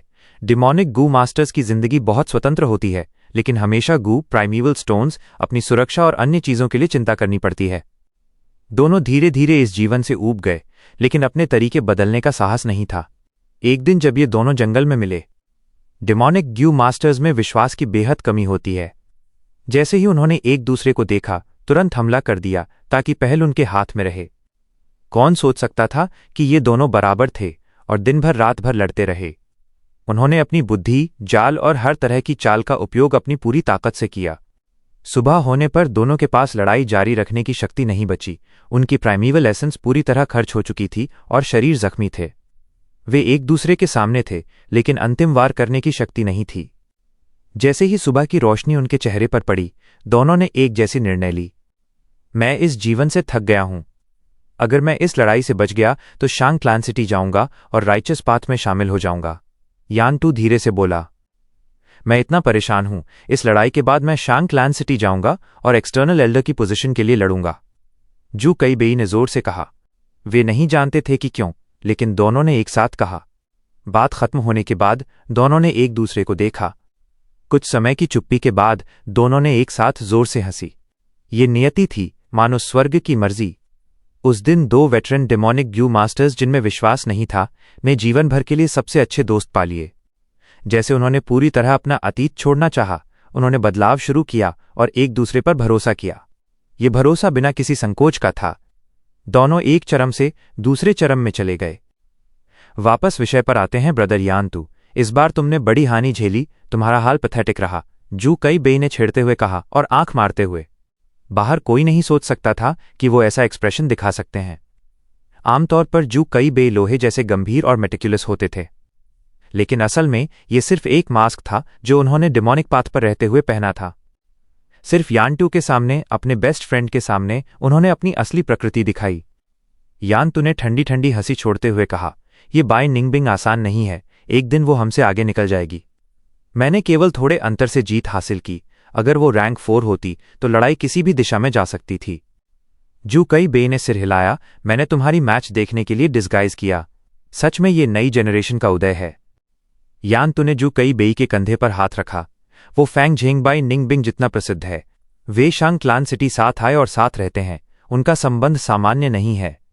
उन्हें बैटल स्टेज पर ट्विन स्टार्स कहा जाता है और कुछ लोग उन्हें ब्लैक एंड व्हाइट डीमंस भी कहते हैं। बाई निंगबिंग इतनी ताकतवर है, फांग जेंग निश्चित रूप से कमजोर नहीं होगा। ब्रदर जू, तुम्हारा स्ट्रांगेस्ट मोमेंट तुम्हारा वीकेस्ट भी है, ध्यान रखना। जू काई बेई ने गर्व से मुस्कुराया। ब्रदर, गेस करो ये क्या है। उन्होंने अपने एपर्चर से एक जीयू निकालकर दिखाया। यह जीयू बीटल जैसी थी, लोहे जैसी काली और मुट्ठी के आकार की। हार्ड की गू। यान टू चकित हुए और फिर खुशी से भर गए। बहुत बढ़िया ब्रदर जू, तुम्हारा डिफेंस किलर मूव के समय कम पड़ता है। यह जीयू तुम्हारी वीकनेस को पूरा करेगा। यह जीयू कीमती और रेयर है, इसे सावधानी से रेस करना। जू काई बे ने सिर हिलाया और हार्ड क्यूईजू वापस रखा, फिर एक सांस छोड़ते हुए कहा, इतना अफसोस है कि यह केवल हार्ड क्यूईजू है, स्ट्रेंथ क्यूईजू नहीं। अगर वो स्ट्रेंथ क्यूआईजू होती तो मेरी बैटल स्ट्रेंथ क्वालिटेटिवली ट्रांसफॉर्म हो जाती और 2 या 3 गुना सर्ज होती। यान तो जोर से हंसा। यह सिर्फ तुम्हारी ग्रीड है, जैसे सांप हाथी को निगलने की कोशिश कर रहा हो। एंशिएंट क्यूआई पाथ पहले ही समाप्त हो चुकी है। स्ट्रेंथ क्यूआईजू एक्सटिंक्ट हो चुकी है। तुम्हारा बहुत बड़ा भाग्य है कि तुमने हार्ड क्यूईजू पाया। ग्रीडी मत बनो। जू काई बे भी हंसा। हाँ, लेकिन अंतहीन ग्रीड भी मानव स्वभाव है। हा। Ancient QI path strength path से पहले आया था। की पाथ गू वर्म्स फॉर्म और फॉर्मलेस में बदल सकते थे। उनकी एबिलिटीज अद्भुत थीं। एंशिएंट समय में जब क्यूआई पाथ फला फूला, 10 में 8 गू मास्टर्स क्यूआई पाथ पर चलते थे। लेकिन हर शक्ति का उत्थान और पतन होता है। यह प्राकृतिक नियम है और क्यूआई पाथ इससे अलग नहीं। बाय निंगबिंग की वाइटैलिटी जीयू, जू काई बे की हार्ड क्यूआई जीयू और फैंग युआन की एटमॉस्फेयर जीयू सभी क्यूआई पाथ से संबंधित हैं। 7 दिन बीत गए और बैटल स्टेज पर एक सबसे बड़ा मुकाबला हुआ जो लंबे समय में देखा गया था। जू कई बे ने जोर देकर फैंग युआन को चुनौती दी। पहला एक अनुभवी सीनियर एक्सपर्ट था जिसकी मशहूरी शहर में गहराई तक पाई जाती थी। दूसरा, पिछले 2 सालों में उभरता हुआ सितारा, रात के आकाश की तरह चमकता हुआ नए जनरेशन का युवा एक्सपर्ट था। इस मुकाबले की उत्सुकता के अलावा इससे ठीक पहले बाई निंग बिंग और यान तू की लड़ाई हुई थी, जिसने इस क्लाइमैक्स की पूरी तैयारी कर दी थी। 7 दिनों तक चर्चा होने के बाद पूरे शैंग क्लैन सिटी में इस मुकाबले को लेकर जबरदस्त हाइप था। इसलिए आज बैटल स्टेज पर लोगों की भीड़ उमड़ पड़ी थी। बैटल स्टेज ने इस मुकाबले को विशेष रूप से प्रमोट किया था, जिससे ये एक भव्य इवेंट बन गया। बैटल स्टेज की प्रभारी शैंग ची वेन ने पिछले कुछ दिनों में अपने बिजनेस रेवेन्यू में जबरदस्त बढ़ोतरी देखी और बेहद खुश थी। बातचीत शुरू होने से पहले ही लोग एक दूसरे से बातें करने लगे। क्या अधिक एक्सपीरियंस्ड एक्सपर्ट जू काई बे जीतेंगे या फांग जेंग असंभव को संभव बना पाएंगे? कुछ लोग चर्चा कर रहे थे। वेटरन और राइजिंग स्टार के बीच की लड़ाई हमेशा से ही लोकप्रिय टॉपिक रहा है। दोनों स्ट्रेंथ पाथ गू मास्टर्स हैं। ये स्ट्रेंथ पाथ का रिजरेक्शन बैटल है। कई स्ट्रेंथ पाथ गू मास्टर्स गर्व महसूस कर रहे थे और इस मुकाबले को लेकर बेहद उत्साहित थे। उनके नजरिए में इसका उनके लिए बहुत महत्व था। कोई भी हो, फैंग जेंग को अपनी पूरी ताकत से लड़ना होगा, नहीं तो उसका ऑल आउट एफर्ट गू जू काई बे द्वारा ले लिया जाएगा। फैंग जेंग सिर्फ रैंक 3 मिडिल स्टेज पर है। हालांकि वो लड़ाई में बहुत माहिर है। उसकी कल्टिवेशन बाइनिंग बिंग से भी कम है, जू काई बे के मुकाबले तो और भी कम। कई बैटल्स के बाद फैंग युआन की ताकत अब छिपी नहीं रही थी और ज्यादातर लोगों को नहीं लगता था कि वो जीत सकता है, क्योंकि कल्टिवेशन में बहुत बड़ा अंतर था। फैंग जेंग आ गया है, किसी ने चिल्लाया। फैंग युआन धीरे धीरे चलकर बैटल स्टेज पर आया। उसके चेहरे पर शांति भरी एक्सप्रेशन थी। ये एक सुपर साइज बैटल स्टेज था, Blackstone forest terrain. Fang Zeng stage के बीचों बीच खड़ा हुआ, अपनी बाहें मोड़कर चारों ओर नजरों से देखा। ब्लैकस्टोन पिलर्स मोटे और मजबूत फॉरेस्ट टेरेन में चारों ओर बिखरे हुए थे। बाहर लोग भीड़ में खड़े थे और स्टेज को पूरी तरह घेर लिया था। ये फैंग युआन ने अपनी 2 साल की बैटलिंग लाइफ में किसी भी मुकाबले में इतनी भीड़ नहीं देखी थी। फैंग युआन को अच्छे से पता था कि शैंग सिन सियाई और वे यांग भी भीड़ में थे। यहां तक कि बाइनिंग बिंग भी आई थी, लेकिन डिस्गाइज में। उसने शैंग सिन सियाई को कहते हुए सुना कि कुछ शैंग क्लैन यंग मास्टर्स भी यहां हैं। इसने उसे उसकी पहली लड़ाई की याद दिला दी। उस समय स्पेक्टेटर्स की संख्या बहुत कम थी। फैंग युआन अभी कोई नाम नहीं था, लेकिन अब वो पहले ही से मशहूर हो चुका था। वो ऐसा इंसान बन गया है जो लोगों का ध्यान खींचता है। ये अंतिम लड़ाई है, फैंग युआन ने मन में साइड किया। 3 किंग्स इनहेरिटेंस शुरू होने वाला था और यात्रा में लगने वाले समय को देखते हुए कोई समय बचेगा नहीं। इस जीत के बाद उसे अभी भी शैंग जिन सियाई की मदद करनी थी और उसे एक यंग मास्टर बनाना था। यह उसके भविष्य की योजनाओं के लिए बेहद महत्वपूर्ण था। जिस दिन शैंग शिन सियाई यंग मास्टर बनेगी, वही दिन होगा जब फैंग युआन शैंग क्लैन सिटी छोड़ देगा। जू कई बेई और यान तू की सीक्रेट आइडेंटिटी के बारे में बाकी लोग नहीं जानते थे, लेकिन फैंग युआन को पूरी तरह पता था। जितना कोई भी बैटल स्टेज पर हावी होगा, वही शैंग क्लैन एक्सटर्नल एल्डर बनेगा। फैंग युआन ने कभी बैटल स्टेज पर हावी होने का सोचा भी नहीं था। शैंग क्लैन एक्सटर्नल एल्डर की आइडेंटिटी शायद कई लोगों का सपना हो, लेकिन उसे कोई दिलचस्पी नहीं थी।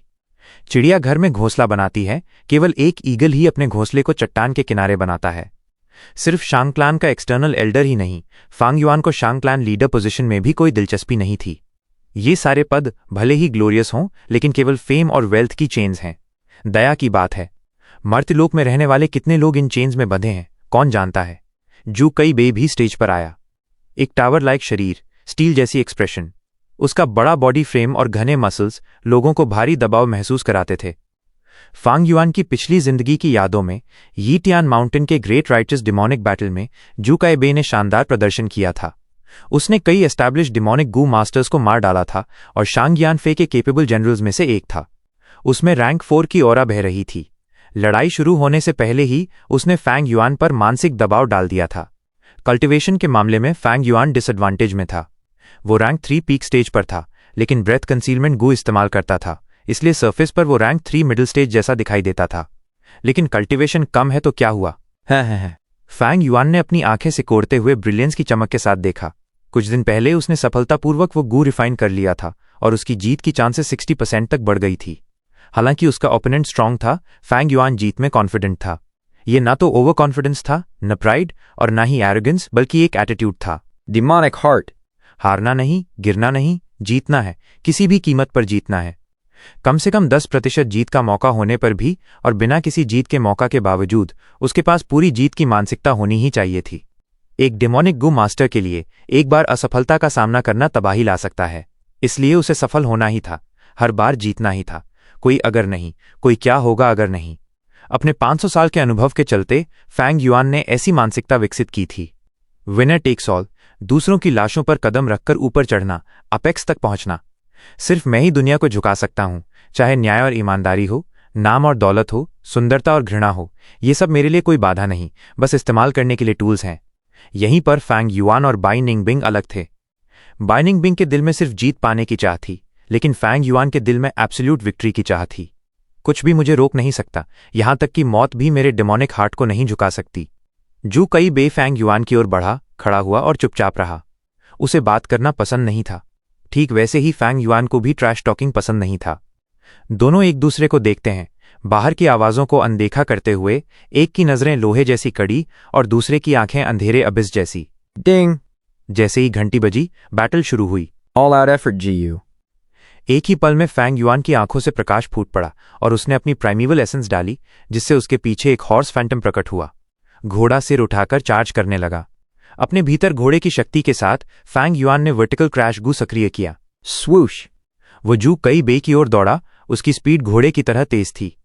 लेकिन जब वो जू कई बे के पास पहुंचा, हॉर्स फैंटम गायब हो गया और उसकी जगह बोर फैंटम ने ले ली।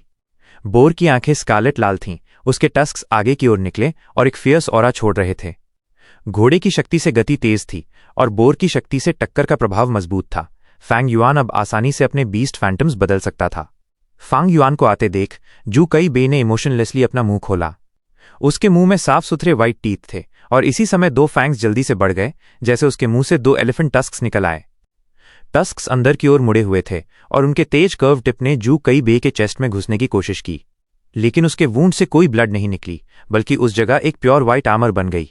दूध जैसी परत की तरह आर्मर जल्दी से उसके अपर बॉडी को ढकने लगी। फैंग युआन भारी अंदाज में आगे बढ़ा। Good timing. जू कई बे ने डॉज नहीं किया, बल्कि एक कदम आगे बढ़कर थोड़ा झुककर फैंग युआन की चार्ज को सीधे लिया। Bam! एक जोरदार क्रैशिंग साउंड और दोनों के शोल्डर्स टकराए। फैंग युआन 5 स्टेप्स पीछे गया, जबकि जू काई बे हवा में उड़ गया। इससे कई लोग शॉक में चिल्लाए, कैसे हो सकता है? जू काई बे फैंग जेंग का मुकाबला नहीं कर सकता। ऑल आउट एफर्ट गू सच में बहुत पावरफुल है। अजीब, फैंग जेंग की कल्टिवेशन पीक स्टेज रैंक 3 है। जैसे ही फैंग युआन ने अटैक किया, ब्रेथ कंसीलमेंट गू का प्रभाव ओवरराइट हो गया और उसका रैंक 3 पीक स्टेज ऑरा सबके सामने आ गया। जू कई बे की आंखों में थोड़ी सरप्राइज दिखी, लेकिन जल्दी ही गायब हो गई। वो जमीन से उठा, ज्यादा डैमेज नहीं हुआ था, केवल उसका शोल्डर आर्मर क्रैक और टूट गया था। लेकिन जल्दी ही ये क्रैक्स गायब हो गए। आर्मर फिर से बढ़ने लगी। थोड़ी देर में उसके आर्म और वेस्ट भी ढक गए।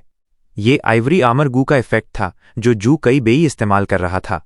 आइवरी आर्मर गू रैंक 4 गू था, जिसकी डिफेंस बहुत स्ट्रांग थी, लेकिन वीकनेस ये था कि इसे बढ़ने में समय लगता था और फ्लेक्सिबिलिटी कम थी। बैटल के बाद गू मास्टर को खुद इसे तोड़ना पड़ता था। फैंग युआन ने अपना शोल्डर मूव किया, थोड़ा दर्द महसूस हुआ। पहले उसने गोल्डन शील्ड गू का इस्तेमाल नहीं किया, बस ब्रॉन्ज स्किन, आयरन बोन्स और स्टील टेंडन्स के कॉम्बिनेशन से अपनी डिफेंस एक्स्ट्रॉर्डिनरी बना ली थी। स्ट्रेंथ अपने आप और ओपोनेंट दोनों को प्रभावित करती है। स्ट्रेंथ पाथ गू मास्टर के लिए डिफेंस में ग्रेट रिक्वायरमेंट्स होती हैं। पहला अटैक सिर्फ एक छोटा टेस्ट था। ये जू काई बे बहुत स्ट्रांग फिजिकल स्ट्रेंथ वाला है। मेरी रीबर्थ के बाद ये सबसे स्ट्रांग ओपोनेंट है। ये एक एनिमी है जिसकी फिजिकल स्ट्रेंथ और डिफेंस बड़ी है।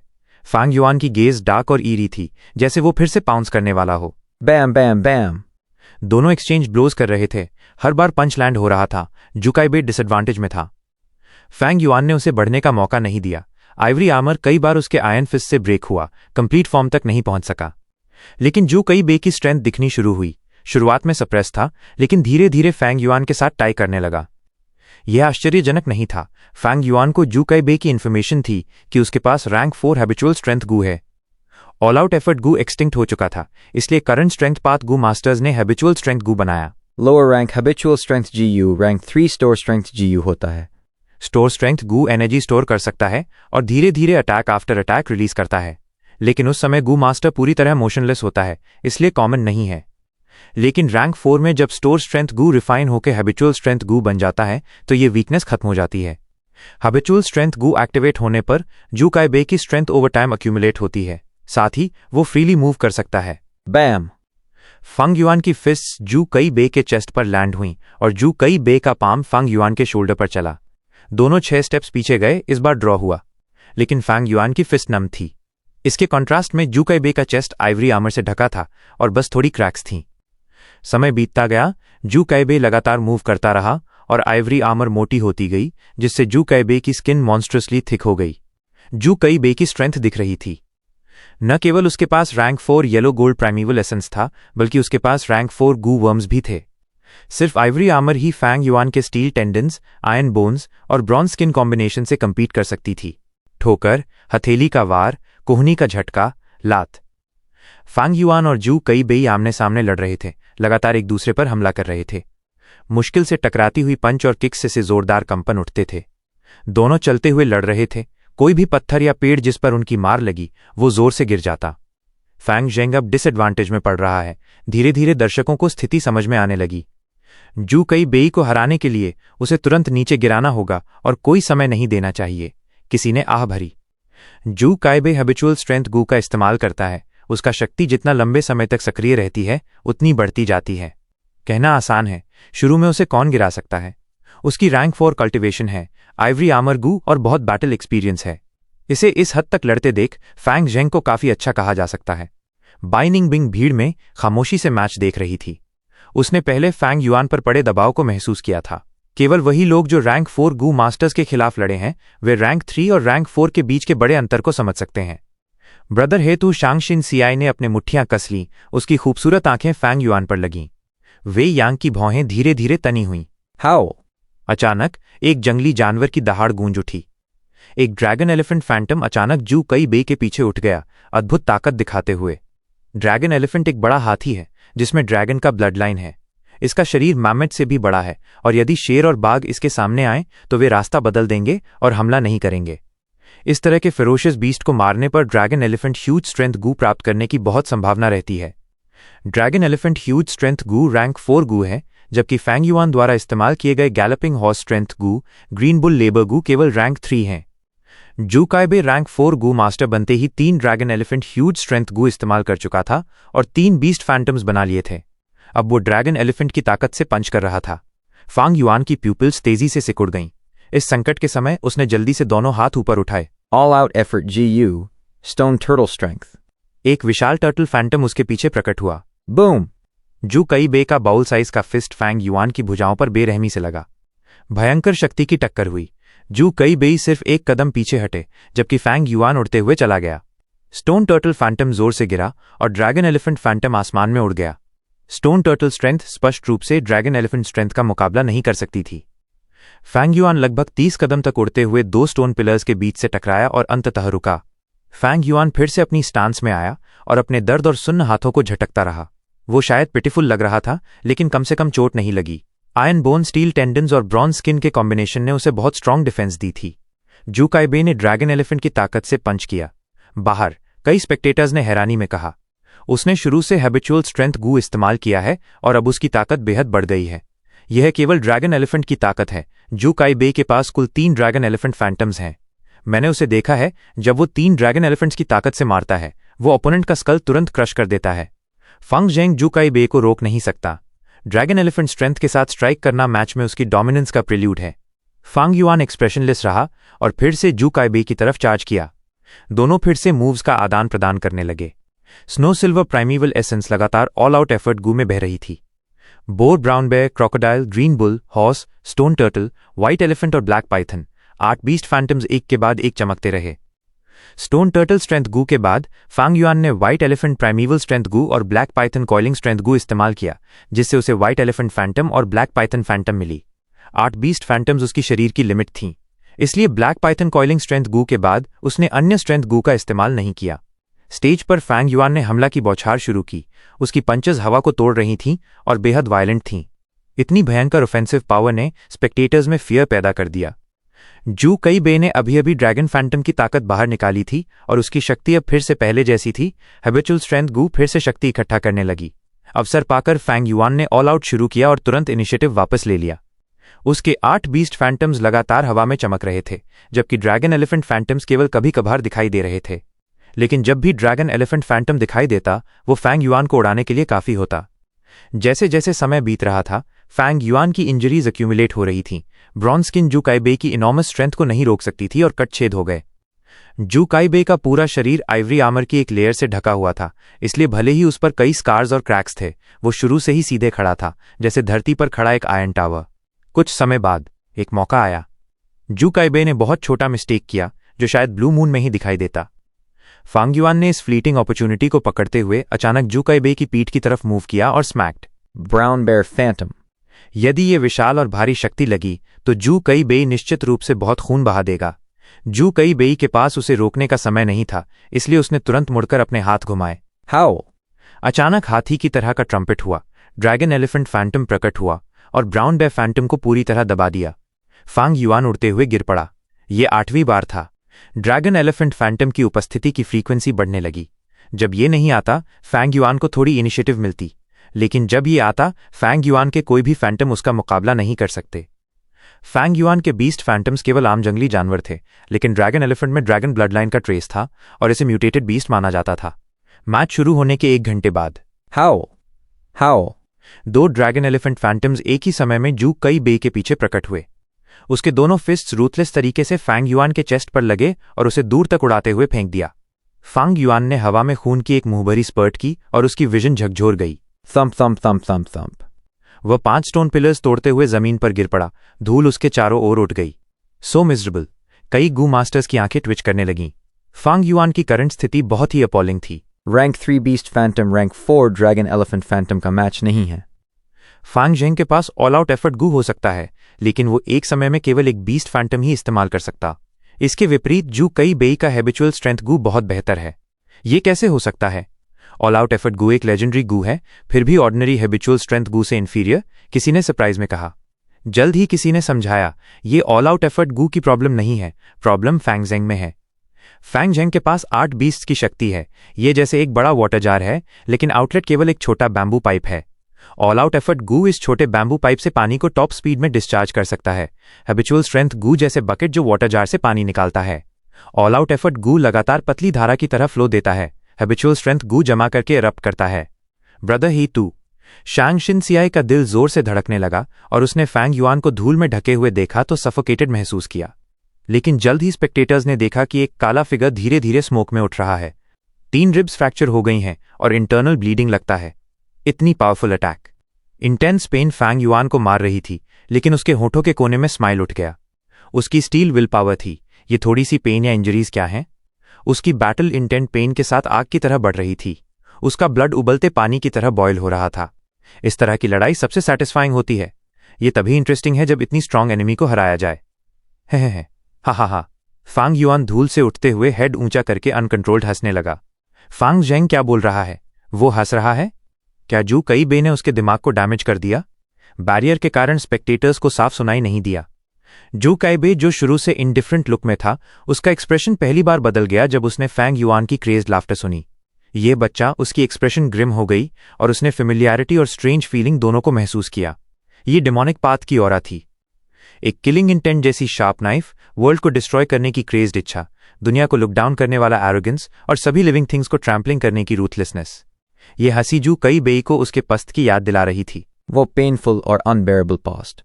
उसे लगभग हर दिन स्लॉटर में एंगेज होना पड़ता, जैसे एंडलेस डार्कनेस में अकेले चलना, कोई बात करने वाला नहीं। एंडलेस लोनलीनेस फियर में रिप्रेस हुई डेमोनिक पाथ का लाइफ जो डेथ से भी वर्स था। तुम हमेशा आगे बढ़ते रहो और हमेशा जीतते रहो। यह स्टील रोप पर क्लिफ्स के बीच चलने जैसा था।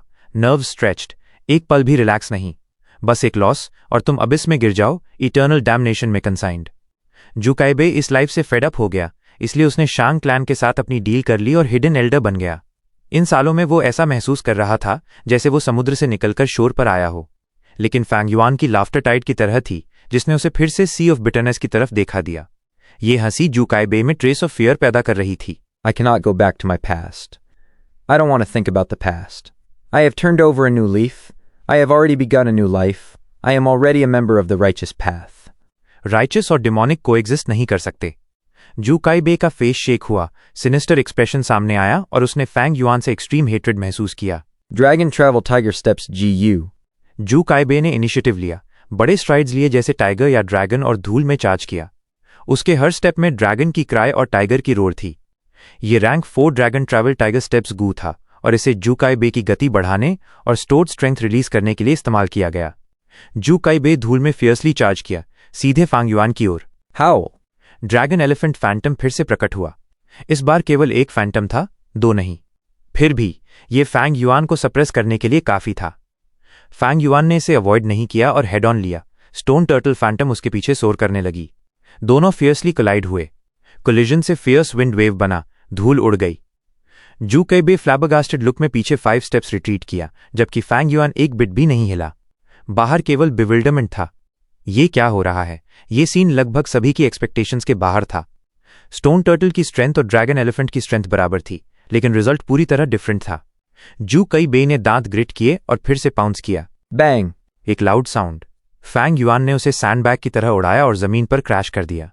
वो मुश्किल से उठकर ऊपर फैंग युआन की स्पेस की ओर डेडली स्टेयर किया। हवा में ब्राउन बेयर फैंटम और बोर फैंटम धीरे धीरे गायब हो रहे थे। 2 बीस्ट फैंटम का एक साथ इस्तेमाल, ये कैसे पॉसिबल है? ये कॉमन सेंस के खिलाफ है। स्पेक्टेटर्स की तरफ से सरप्राइज और अलार्म की क्राइज उठीं। 2 बीस्ट फैंटम्स, मेरी आंखें मुझे धोखा नहीं दे रही हैं, है ना? यान तू की आंखें चौड़ी हो गईं। कौन सा जीव वो इस्तेमाल कर रहा है कि एक साथ 2 बीस्ट फैंटम्स निकाल सके? जू कई बेई का चेहरा गंभीर हो गया और उसने फैंग युआन को घूरते हुए देखा। उसकी प्यूपिल्स अचानक सिकुड़ गईं। आओ! Vertical crash, GU. Fang Yuan का चेहरा इमोशनलेस था और उसकी आंखें गहरे मियास्मा में डूबी हुई थीं। वह जू कई बेई की ओर दौड़ा। साथ ही उसके सिर के ऊपर एक हॉर्स और बोर फैंटम प्रकट हुए। बोर की ताकत उसके चार्ज की ताकत बढ़ा रही थी, जबकि हॉर्स की ताकत उसकी स्पीड को इंस्टेंटेनियस बढ़ा रही थी, जिससे उसका चार्जिंग स्पीड और तेज हो गया। दोनों ताकतों के एम्पावरमेंट के साथ फैंग युआन जैसे एक क्रूर बोर में बदल गया हो और एक रेजिंग हॉर्स की स्पीड से दौड़ रहा हो। जू काई बे की आंखों में उसका आकार तेजी से बड़ा हो गया। Dragon Travel Tiger Steps, GU. Fang Yuan के पावरफुल अटैक का सामना करते हुए जू काई बे ने ड्रैगन की चीत्कार और टाइगर के रोर के साथ छलांग लगाई। इस बार उसने खुद ही डॉज किया और फैंग युआन के पास से निकल गया। वर्टिकल क्रैश गू की वीकनेस सामने आ गई। ये सिर्फ सीधी लाइन में चार्ज कर सकता था। ओपोनेंट आसानी से डायरेक्शन डिटरमाइन कर सकता था और डॉज कर सकता था, जिससे अटैक फेल हो गया। जू काई बे ने इनिशिएटिव लेकर डॉज कर लिया। वो हमेशा हेड ऑन अटैक करता था और शायद ही कभी डॉज करता था। लड़ाई शुरू होने के बाद ये पहली बार था जब उसने बिना हिट खाए डॉज किया। फैंग जेंग एक साथ 2 बीस्ट फैंटम्स ला सकता है, जबकि जू काई बे का हैबिचुअल स्ट्रेंथ गू फिर से स्ट्रेंथ एक्यूमुलेट करना पड़ता है। डॉज करना सेंसिबल मूव है। फैंग जेंग अभी भी इनएक्सपीरियंस्ड है। हालांकि उसके पास हाई क्वालिटी गू वर्म्स हैं, उसका बैटल एक्सपीरियंस जू काई बे के मुकाबले कम है। यह अटैक वेस्टेड प्रयास था। उफ! ये स्पेक्टेटर अभी कमेंट कर रहे थे कि स्टेज में अचानक बदलाव हो गया। फैंग युआन ने जू काई बे के पास से ब्रश करते ही अचानक ऑल आउट एफर्ट गू इस्तेमाल करना बंद कर दिया। 2 बीस्ट फैंटम्स गायब हो गए। उसकी चार्जिंग फोर्स तुरंत कम हो गई और वो एक ब्लैकस्टोन पिलर से टकरा गया। जैसे ही ब्लैकस्टोन पिलर गिरा, फैंग युआन की मोमेंटम रुक गई।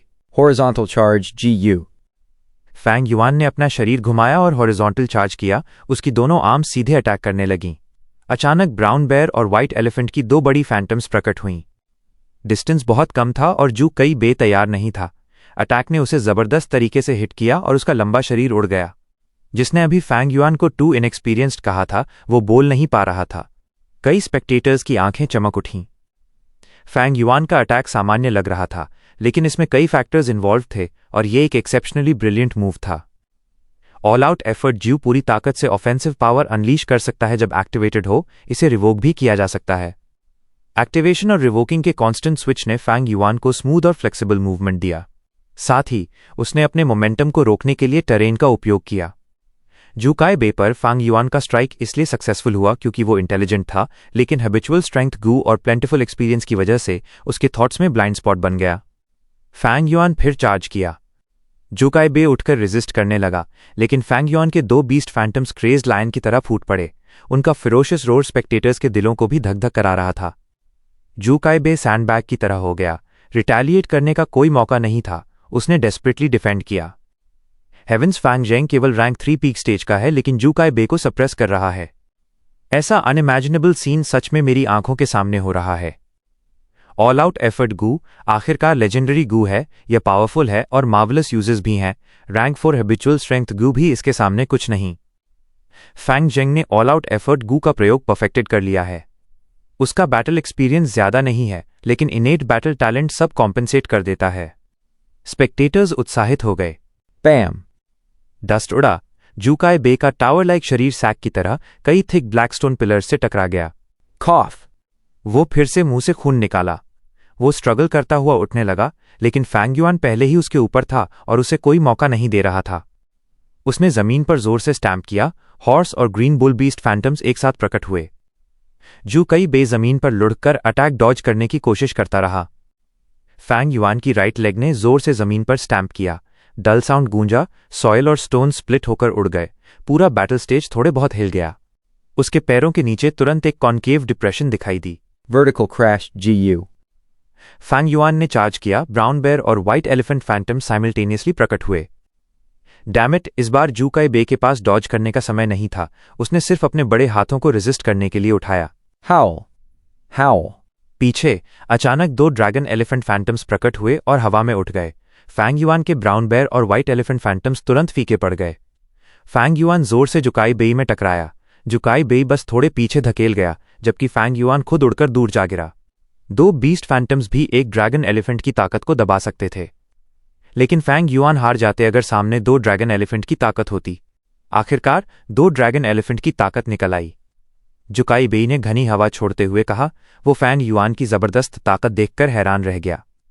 सिर्फ जब दो ड्रैगन एलिफेंट की ताकत फूट पड़ी तभी वो अपनी स्थिति वापस पा सका। हैबिचुअल स्ट्रेंथ ग्यू भले ही रैंक 4 की थी, पर यह पूरे दम के एफर्ट ग्यू के सामने कमजोर ही थी। जुकाई बेई को लगातार अपनी ताकत इकट्ठा करनी पड़ती थी। हैबिचुअल स्ट्रेंथ जीयू को एक्टिवेट करके फिर बीस्ट फैंटम बुलाना पड़ता, लेकिन वो भी नहीं जानता था कि फैंटम कब प्रकट होगा। अगर वो हमला करता और एक ड्रैगन एलिफेंट प्रकट हो जाता तो उसे फिर से ताकत इकट्ठा करनी पड़ती, जिससे उसकी लड़ाई की ताकत अस्थायी रूप से कम हो जाती। जुकाई बेई की ताकत एक पानी के घड़े जैसी थी और हैबिचुअल स्ट्रेंथ जीयू बाल्टी की तरह थी। हर बार उसे इसमें से पानी निकालना पड़ता। वहीं ऑल आउट एफर्ट जीयू एक नाल की तरह थी, जिसे वो कभी भी इस्तेमाल कर सकता था, जैसे चाहे फूट सकता था। अगर फैंग युआन नहीं चाहता तो इसे बंद भी कर सकता था। इतनी लचीलापन से वो आगे बढ़ सकता था या पीछे हट सकता था, हमले या बचाव में इसे इस्तेमाल कर सकता था। काश मैं ऑल आउट एफर्ट गू रखता। हाय, अफसोस, जीत भी जाऊं तो शांग यान फेई मुझे इसे लेने नहीं देगा। जुकाई बेई ने पछताया। एक डिमोनिक जू मास्टर होते हुए उसे पूरी आज़ादी मिलती और वो जैसा चाहे वैसा कर सकता। पर राइचस पाथ को मानकर उसने सुरक्षा और स्थिरता पाई थी। संसाधन पर्याप्त थे, लेकिन अब उसे अपने हाथ पांव बंधे हुए महसूस हो रहे थे। अगर मैं ऑल आउट एफर्ट ग्यू चुन लूं और उसके आदेश को ना मानूं तो क्या होगा? ये विचार आते ही तुरंत ही मिट गया। अगर वो ऐसा करता तो निश्चित रूप से शांग यान फेई को नाराज करता। शांग यान फेई सिर्फ रैंक 5 एक्सपर्ट ही नहीं थे, बल्कि शांग क्लैन भी नियंत्रित करते थे। अगर जुकाई बेई उनकी अवज्ञा करता तो भले ही वो बच भी जाए, उसका भविष्य कभी शांतिपूर्ण नहीं होगा। रुको, मैं किस बारे में सोच रहा हूं? अभी सबसे जरूरी काम है फैंग झेंग को हराना। जुकाई बेई ने अपनी नजरें केंद्रित की। Dragon travel tiger steps Gu activate किया और फैंग युआन पर हमला किया।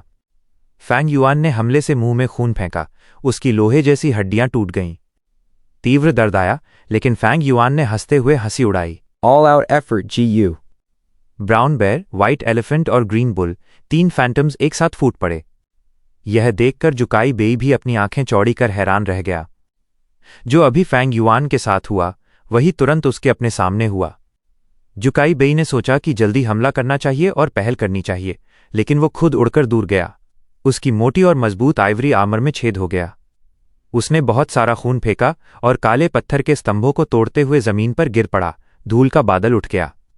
जुकाई बेई ने दांत पकड़कर जल्दी से उठने की कोशिश की। 3 बीस्ट फैंटम्स, दर्शक स्तब्ध रह गए। दृश्य बेहद स्पष्ट था। फैंग युआन ने 3 बीस्ट फैंटम्स के साथ हमला किया। उसने ऐसा कैसे किया? कई दर्शक आपस में देखकर हैरान हुए। उसने अभी तक 2 बीस्ट फैंटम से हमला किया था, अब 3 कैसे? कई लोग शब्दहीन थे, लेकिन और भी लोगों को पहले ही अंदाजा हो गया, क्या हो सकता है? जुकाई बेई ने फैंग युआन को घूरते हुए अपने दांतों से एक नाम निकाला, बिटर स्ट्रेंथ गू। बिल्कुल सही, ये बिटर स्ट्रेंथ ग्यू था। बिटर स्ट्रेंथ गू एक रैंक 4 गू था और स्ट्रेंथ पाथ गू मास्टर्स के लिए एकदम सही साथी था। जितना ज्यादा चोटें गू मास्टर को लगती उतनी ही अधिक ताकत वो निकाल सकते थे। स्वाभाविक रूप से गू मास्टर की नींव पर निर्भर करता था कि वो कितनी ताकत दिखा सकता है। फैंग युआन के पास 8 बीस्ट स्ट्रेंथ फैंटम्स थे। ताकत जैसे एक बड़ा पानी का बर्तन था। ऑल आउट एफर्ट गू जैसे बैम्बू पाइप था, जिसे खोल बंद कर सकते थे और बर्तन से पानी निकाल सकते थे। अभी जब फैंग युआन घायल हुआ और बिटर स्ट्रेंथ जीयू इस्तेमाल कर रहा था तो ऐसा लगा जैसे पानी के बर्तन में कई छेद हो गए। ऑल आउट एफर्ट गू बैम्बू पाइप्स जोड़कर इन छेदों से पानी निकालने की सुविधा दे रही थी। सिर्फ ऑल आउट एफर्ट ग्यू में फैंग युआन के पास एक ही बैम्बू पाइप था और वो केवल एक बीस्ट फैंटम का इस्तेमाल कर सकता था। लेकिन अब अपनी चोटों और बिटर स्ट्रेंथ जू के असर से ये जैसे दो नए आउटलेट्स जोड़ दिए गए। इसलिए जब फैंग युआन ने अब ऑल आउट एफर्ट जीयू इस्तेमाल किया तो वो 3 बीस्ट फैंटम्स एक साथ इस्तेमाल कर सकता था। सोचो, उसके पास बिटर स्ट्रेंथ ग्यू है। क्या ये शांग या जी ने ऑक्शन में खरीदी थी? क्या ये बिटर स्ट्रेंथ ग्यू वही है जो शांग या जी का था? यान तू ने अंदाज लगाया। उसकी आंखें संकुचित हुईं और चेहरा अभूतपूर्व गंभीर हो गया। अगर फैंग जंग के पास वाला बिटर स्ट्रेंथ शांगयाजी का नहीं है तो उसने ऑक्शन में शांगयाजी के साथ खेला है। लेकिन अगर ये वही बिटर स्ट्रेंथ गू है जो शांगयाजी ने खरीदी थी तो स्थिति भयानक है।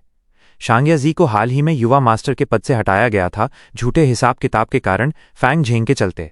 शायद यह बिटर स्ट्रेंथ गू फैंग जेंग की जीत का फल है। यह बच्चा साधारण नहीं है। भाईजू, तुम्हें सावधान रहना होगा। यान तू जुकाई बेई की स्थिति को लेकर चिंतित हो गया। जुकाई बेई केवल कड़वाहट महसूस कर रहा था। पहले ऑल आउट एफर्ट गू, अब बिटर स्ट्रेंथ गू, ये दोनों जीयू थे जो वो रोजाना पाने की लालसा करता और कठिनाई से खोजता रहा। लेकिन फैंग युआन जो इतना युवा था, उसके पास दोनों जीयू थे। ये देखकर ये वरिष्ठ ईर्ष्या में हरा हो गया। बिटर स्ट्रेंथ जीयू से जितनी गंभीर चोटें फैंग युआन को लगती, उतने ही अधिक पानी के बर्तन में छेद होते और वो अधिक ताकतवर बन जाता। मतलब हर बार जुकाई बेई जैसे उसे चोट पहुंचाता, फैंग युआन की लड़ाई की ताकत और बढ़ती। ये असहज अनुभव था। उसकी मानसिक सहनशीलता भी प्रभावित हुई और वो फैंग युआन के साथ लड़ना नहीं चाहता था। जितना अधिक फैंग युआन लड़ता उतना ही वो मजबूत होता। जितनी अधिक चोटें उसे लगती उतनी ही उसकी ताकत बढ़ती। सबसे महत्वपूर्ण, उसके पास 8 बीस्ट फैंटम्स थे। अगर वे सभी एक साथ फूट गए तो भले ही जुकाई बेई के 3 ड्रैगन एलिफेंट एक साथ प्रकट हों, ये बेअसर होता। जुकाई बेई का मनोबल और भी गिरा क्योंकि वो जानता था कि फैंग युआन के पास सेल्फ रिलायंस जीयू भी है। सेल्फ रिलायंस जीयू का उपचार प्रभाव फैंग युआन पर बेहद शक्तिशाली था। फैंग युआन घायल होते हुए भी इलाज हो रहा था, अपनी ताकत डरावनी स्तर पर बनाए रख रहा था। ऑल आउट एफर्ट गू, बिटर स्ट्रेंथ गू और सेल्फ रिलायंस गू, ये तीनों एक मजबूत संयोजन बनाते थे, एक सुरक्षित और ठोस नींव। इस स्तर तक पहुंचने के बाद जो जीयू सेट फैंग युआन ने पहले से तैयार किया था, वो प्रारंभिक सफलता प्राप्त कर चुका था। हड्डियों की तरह ढांचा तैयार हो गया था। इनका प्रभाव शानदार था और यहां तक कि रैंक 4 जुकाई बेई भी इस संयोजन से प्रभावित था। फैंग युआन पिछले 2 सालों से शांगक्लैन शहर में था। वो सब हासिल कर चुका था जो अधिकांश गू मास्टर्स अपनी जिंदगी के अधिकांश समय में नहीं कर पाते। एक अनुभवी जैसे जुकाई बेई भी ईर्ष्या और हरी आंखों से देख रहे थे। भले ही फैंग जेंग के पास बिटर स्ट्रेंथ जू हो, लेकिन उसकी रिलीज करने की ताकत अधिकतम 8 बीस्ट फैंटम्स तक ही हो सकती है। बिटर स्ट्रेंथ जू उसकी ताकत को अनंत तक नहीं बढ़ा सकता।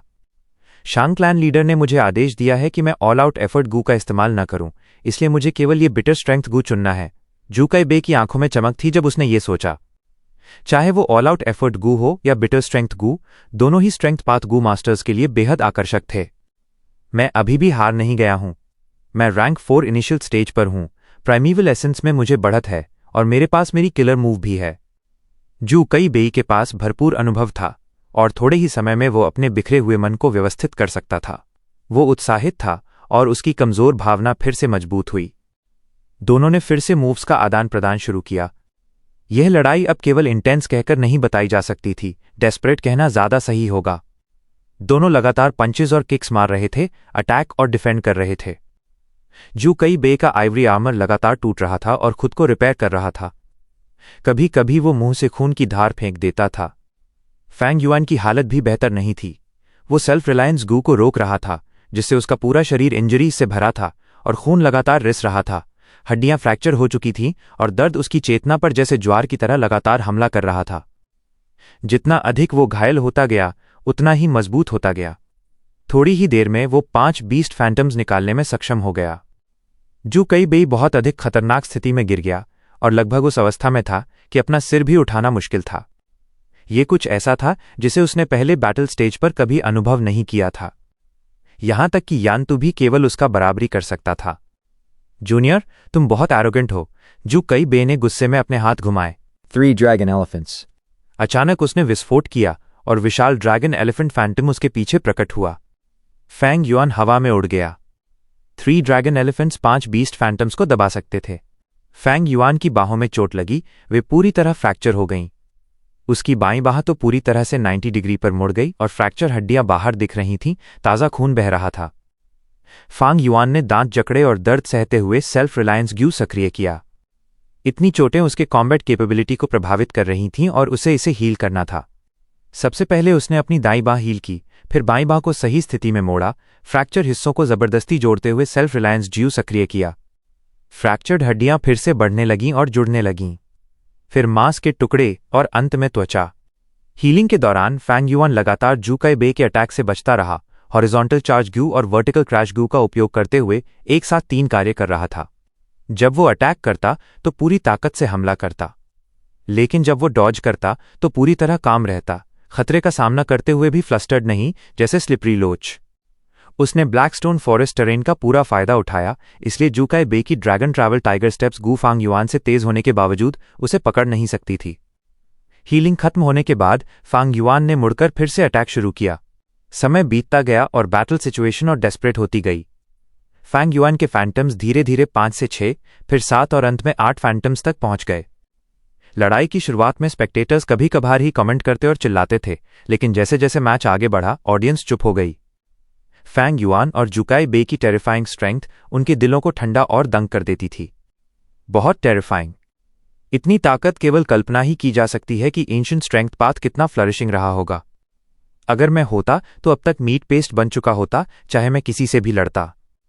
स्पेक्टेटर्स स्पीचलेस थे, लेकिन सीक्रेटली फांग युआन और जू काई बे की अनयील्डिंग स्पिरिट की एडमिरेशन कर रहे थे। ये दोनों सच में स्टील के वॉरियर्स थे। किसने भी ऐसे परिणाम की उम्मीद नहीं की थी। फैंग युआन स्ट्रांग था और 8 फैंटम्स निकालने के बाद ज्यादातर समय जू काई बे को सप्रेस कर रहा था, लेकिन जू काई बे भी वीक नहीं था, उसकी हीलिंग गू भी काफी आउटस्टैंडिंग थी। ड्रैगन गट्स गू, ड्रैगन ट्रैवल टाइगर स्टेप्स गू और ड्रैगन एलिफेंट गू का कॉम्बिनेशन डाउ मार्क्स में रेजोनेंस बना रहे थे, क्योंकि उनके लॉ फ्रैगमेंट सिमिलर थे।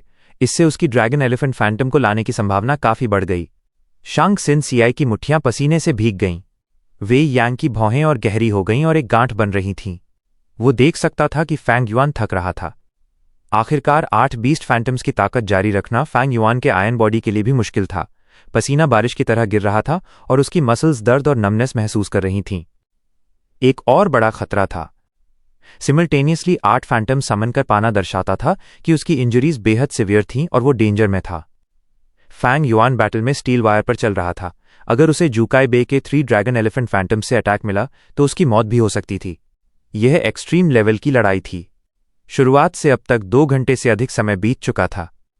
मैच ग्रेजुअली क्लाइमैक्स पर पहुंच गया। दोनों अपनी लिमिट्स तक पहुंच चुके थे।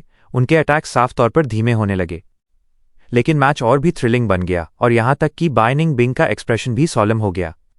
पूरा सीन शांत था। सभी दर्शक मैच पर ध्यान केंद्रित किए हुए थे। जू काई बे ने आखिरकार अपनी सब्र खो दिया। वो शायद 3 ड्रैगन एलिफेंट स्ट्रेंथ के साथ हमला कर सकता था, लेकिन ये सब भाग्य पर निर्भर था और कोई भरोसा नहीं था। कभी कभी फैंटम्स गलत समय पर आते और फांग युआन आसानी से उन्हें टाल देता या रोक लेता। उसकी प्राइमेवल एसेंस अभी तक खत्म क्यों नहीं हुई? यहां तक कि रैंक 4 स्ट्रेंथ पाथ गू मास्टर जू काई बे के पास भी इस स्तर पर ज्यादा प्राइमेवल एसेंस नहीं बची थी।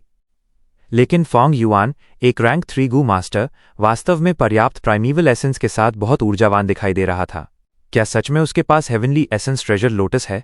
जू काई बे उस सीक्रेट लेटर को याद करने से खुद को रोक नहीं पाया जो शांगयान फेई ने भेजा था। अगर फांग झेंग के पास ये है तो उसकी लक वाकई हेवन डिफाइंग है, जू काई बे ने दांत पीसते हुए सोचा। प्राइमेवल एसेंस में जो अपेक्षित श्रेष्ठता थी वो मौजूद नहीं थी और इसका असर उसकी फाइटिंग स्पिरिट पर पड़ा।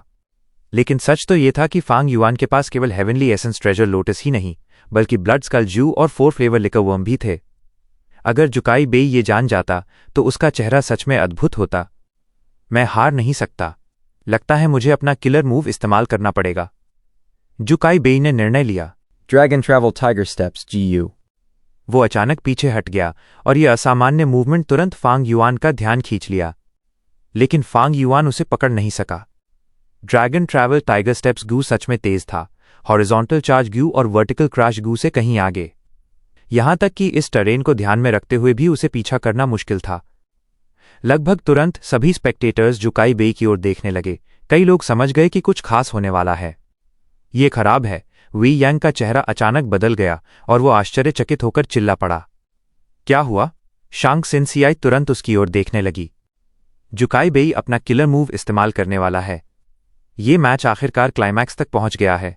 वेई यांग की आवाज़ गहरी थी और उसके माथे पर पसीना छलक रहा था। वो जल्दी जल्दी समझा रहा था, जुकाई बेई के किलर मूव में एक फ्लॉ है। अगर फांग झेंग इस फ्लॉ को पकड़ ले तो वो जीत सकता है, अगर नहीं तो डर है कि जुकाई बेई विजेता होगा। वेई यांग ने अभी बोलना खत्म किया ही था कि स्टेज पर बदलाव हुआ। Jin Heart GU, Jin Body GU, Jin Mind GU. 3 rank 4 GU एक साथ एक्टिवेट हो गए। बॉडी, हार्ट और माइंड कंबाइन हुए। एसेंस, क्यूआई और स्पिरिट मर्ज हुए। जुकाई बेई की फिजीक अचानक 3 गुना बढ़ गई। उसके शरीर के चारों ओर सफ़ेद ऑरा छा गया, जैसे कोई डीएटी उतर आया हो। साथ ही उसकी डोमिनेटिंग प्रेजेंस काफ़ी बढ़ गई। ये उसका किलर मूव था, जिन ट्रांसफॉर्मेशन। यह जू मास्टर की स्ट्रेंथ को 3 गुना बढ़ा देता और मेंटल एनर्जी भी 3 गुना बढ़ा देता। गू मास्टर अपनी मेंटल एनर्जी का इस्तेमाल गू वर्म्स को कंट्रोल करने में करते हैं। अगर ये ज़्यादा इस्तेमाल हो तो मन स्लगिश महसूस करता है। लेकिन जुकाई बेई की मेंटल एनर्जी अब बढ़ गई थी और वो फिर से एनर्जेटिक हो गया। साथ ही उसकी स्ट्रेंथ 3 गुना बढ़ गई। 3 ड्रैगन एलिफेंट स्ट्रेंथ अब 9 ड्रैगन एलिफेंट स्ट्रेंथ बन गए। जैसे ही 9 ड्रैगन एलिफेंट फैंटम्स बर्स्ट हुए, 8 बीस्ट फैंटम्स क्रश्ड हो गए और फांग युआन निश्चित रूप से हार जाता। जुकाई बेई अपने सबसे ताकतवर स्थिति में पहुंच गया। लेकिन ठीक इसी समय उसके पूरे शरीर को ढकने वाली आइवरी आर्मर टूट गई, उसके आकार के कारण। कई डिफेंसिव ग्यू स्ट्रेच नहीं हो सकते उपयोगकर्ता के साथ, और आइवरी आर्मर उनमें से एक था। इस समय वह पूरी तरह डिफेंसलेस है। उसका स्ट्रॉन्गेस्ट मोमेंट भी वीकेस्ट है। जल्दी इस एक मौके को जीत के लिए पकड़ो। वेई यांग की आंखें चौड़ी हो गईं। उसने मुंह दबाए हुए कहा।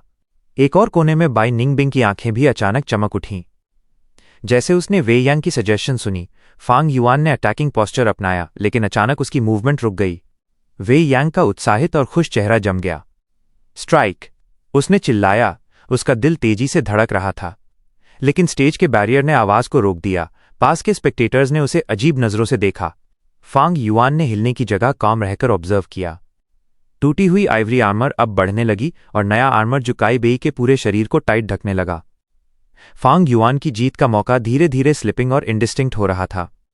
वी यांग पैरों को जमीन पर पटककर चिंतित हो गया, लेकिन कोई फायदा नहीं। उसने सिर उठाया और लंबी सांस ली।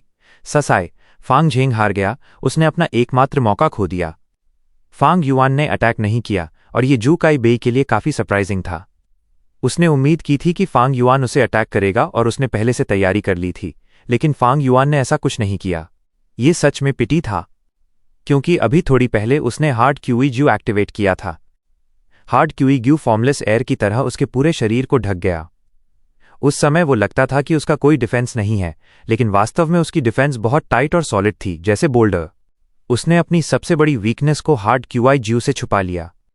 अगर फांग युआन ने अटैक किया होता तो वो निश्चित रूप से जुकाई बेई के फ्रंटल असॉल्ट का सामना करता और शायद हार जाता। लेकिन फांग युआन ने हिलना नहीं चुना। जुकाई बेई ने आइवरी आर्मर की रिजेनरेशन स्पीड को धीमा कर दिया ताकि फांग युआन को एंटाइस कर सके, लेकिन उसने मूव नहीं किया और क्वाइटली स्पेक्टेटर की तरह ऑब्जर्व किया। क्या उसने डिटेक्ट कर लिया? इम्पॉसिबल। हार्ड कीगू फॉर्मलेस है। मैंने इसे अभी हाल ही में एक्वायर किया है और पहले कभी यूज नहीं किया। HMPH, अगर तुम अटैक नहीं करोगे तो मैं ही मूव करता हूं। जुकाई बेई की आंखों में ब्राइट रेज एक्सप्लोड हुए। जिन ट्रांसफॉर्मेशन एक किलर मूव है जिसे 3 रैंक 4 ग्यू से बनाया गया है। चाहे उसकी येलो गोल्ड प्राइमीवल एसेंस हो या मेंटल एनर्जी, दोनों तेजी से डिक्रीज हो रहे थे। फिजिकल स्ट्रेंथ और मेंटल एनर्जी 3 गुना बढ़ी थी, लेकिन कंजम्पशन भी 3 गुना बढ़ा था।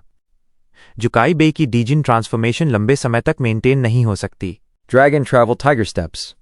जुकाई बेई फांग युआन की ओर चार्ज किया। Horizontal Charge, Vertical Crash. Fang Yuan पीछे हट गया और अटैक से बच गया। जुकाई बेई हैरान था। फांग युआन ने अपना स्टाइल बदल दिया और अचानक पीछे हट गया। क्या ये समय स्टॉल करने के लिए था? Pointless. मेरा शरीर अब 3 गुना बड़ा है और हर स्टेप 3 गुना दूर है। ड्रैगन ट्रैवल टाइगर स्टेप्स गू के साथ मेरी स्पीड और भी तेज है। जुकाई बेई इनवर्डली स्कॉफ्ड। ब्लैकस्टोन फॉरेस्ट टेरेन का इस्तेमाल भी अब बेकार था। अब तक लगभग सभी ब्लैकस्टोन पिलर्स टूट चुके थे। इसके अलावा डिजिन ट्रांसफॉर्मेशन सब कुछ क्रश कर सकती थी। वर्तमान जुकाई बेई के लिए टेरेन पैनकेक की तरह फ्लैट था। देखते ही देखते कि फैंग युआन पकड़ में आने ही वाला है, शांग जिन सियाई का दिल जोर से धड़कने लगा। फांग युआन की हालत गंभीर थी। अगर उसे जूकाई बे की 9 ड्रैगन एलिफेंट स्ट्रेंथ से चोट लगी तो इसका मतलब था मौत। अभी जूकाई बे ही काबू में था। अगर फैंग युआन नज़दीकी मुकाबले में फंस गया तो उसकी हालत बेहद खतरनाक हो जाती। लेकिन दुर्भाग्य से फैंग युआन की गति जूकाई बे के मुकाबले कम थी। उसकी एकमात्र राह यही थी कि वो कोई शक्तिशाली लॉन्ग रेंज अटैक करे और जूकाई बे को रोक सके। फांग जेंग, तुम हार गए। जूकाई बे बड़े कदमों से आगे बढ़ा। उसे पता था कि फांग युआन के पास ब्लड मून गू है, लेकिन इतनी कमजोर अटैक उसे रोक नहीं सकती। एक सामान्य लॉन्ग रेंज अटैक उसके लिए बिल्कुल भी खतरा नहीं था। पूरे बैटल स्टेज में सिर्फ यान तू की फायर सी ट्विन ड्रैगन किल ही उसकी जिन ट्रांसफॉर्मेशन के हमले को रोक सकती थी। फांग जेंग हारने ही वाला है। आखिरकार जूकाई बे इस बैटल का विजेता है। एक्सपीरियंस ही अभी भी निर्णायक है। लोग बैटल स्टेज के बाहर चर्चा कर रहे थे। स्थिति अब बेहद स्पष्ट थी। साई वे यांग ने गहरी सांस ली। शैंग सिनसियाई ने दर्द में अपनी आंखें बंद कर ली। यहां तक कि बाई निंगबिंग की नजरें भी मंद पड़ गईं। है यान तो हल्की हंसी। अब जब फैंग युआन हार जाएगा, शांग यानफी का मिशन पूरा हो जाएगा। सिवाय इसके कि फैंग युआन के पास कोई शक्तिशाली लॉन्ग रेंज अटैक हो जो जूकाई बे की एडवांस रोक सके। लेकिन स्ट्रेंथ पाथ गू मास्टर्स ज्यादातर क्लोज रेंज फाइटर्स होते हैं। उनके पास लंबी दूरी के तरीके कम ही होते हैं। यह ज्यादातर सिचुएशनल टेक्निक्स पर निर्भर करता है। ये आजकल के स्ट्रेंथ पाथ गू मास्टर्स की आम कमजोरी थी, जिसे आसानी से एक्सप्लॉइट किया जा सकता था। यानतू और जूकाई बे के कई इंटेंस बैटल्स हुए थे। उनमें से कुछ में यानतू ने लॉन्ग रंगे अटैक्स का इस्तेमाल किया जूकाई बे को रिस्ट्रिक्ट करने के लिए, फिर छोटी मार्जिन से जीत हासिल की। बाकी सभी स्थितियों में जहां यानतू जूकाई बे को रिस्ट्रिक्ट करने में असफल रहा, वहां जूकाई बे के करीब आते ही हार निश्चित थी। क्लोज रेंज, लॉन्ग रेंज, ये एक स्ट्रेंथ पाथ गू मास्टर से लड़ते समय क्रक्स होता है। असल में यह बैटल का निर्णायक फैक्टर था। खत्म। जूकाई बे अब फैंग युआन के बेहद करीब था। कई लोग सांस छोड़ रहे थे। लेकिन इस समय फैंग युआन के होठों पर हल्की मुस्कान उभर आई। उसकी काली और भयानक आंखों से एक ठंडी चमक निकली। अब समय आ गया था। एकदम पीछे से 8 फैंटम्स प्रकट हुए।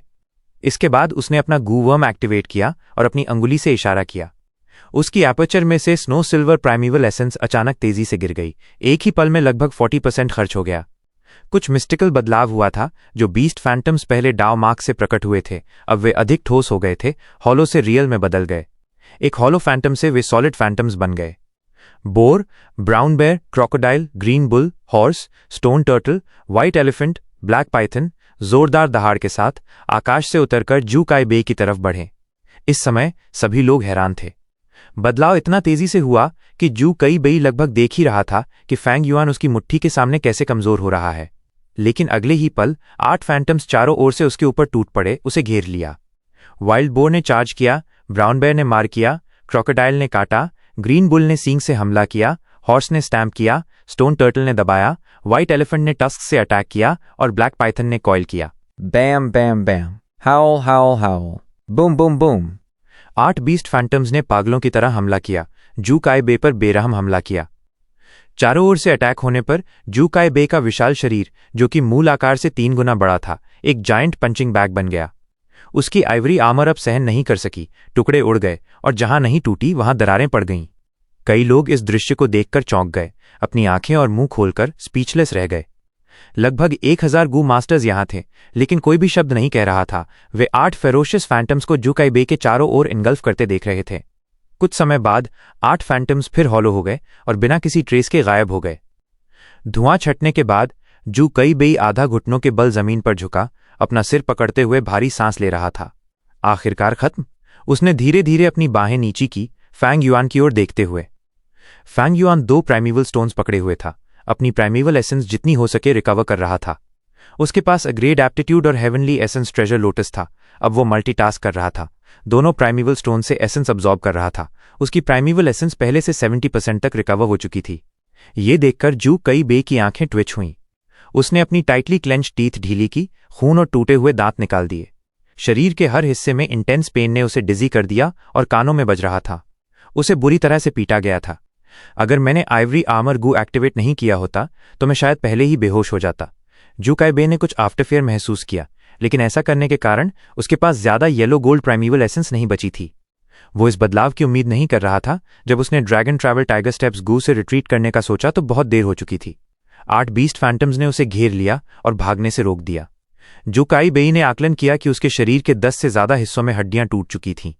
इतनी गंभीर चोटों के साथ वो केवल जरूरी हिस्सों को ही ठीक कर सकता था क्योंकि उसकी प्राइमीवल एसेंस कम हो रही थी। उसके पास प्राइमीवल स्टोन्स भी थे, लेकिन वो बैटल के दौरान नेचुरल एसेंस को अब्जॉर्ब नहीं कर सकता था। फैंग युआन उसे मौका नहीं देगा।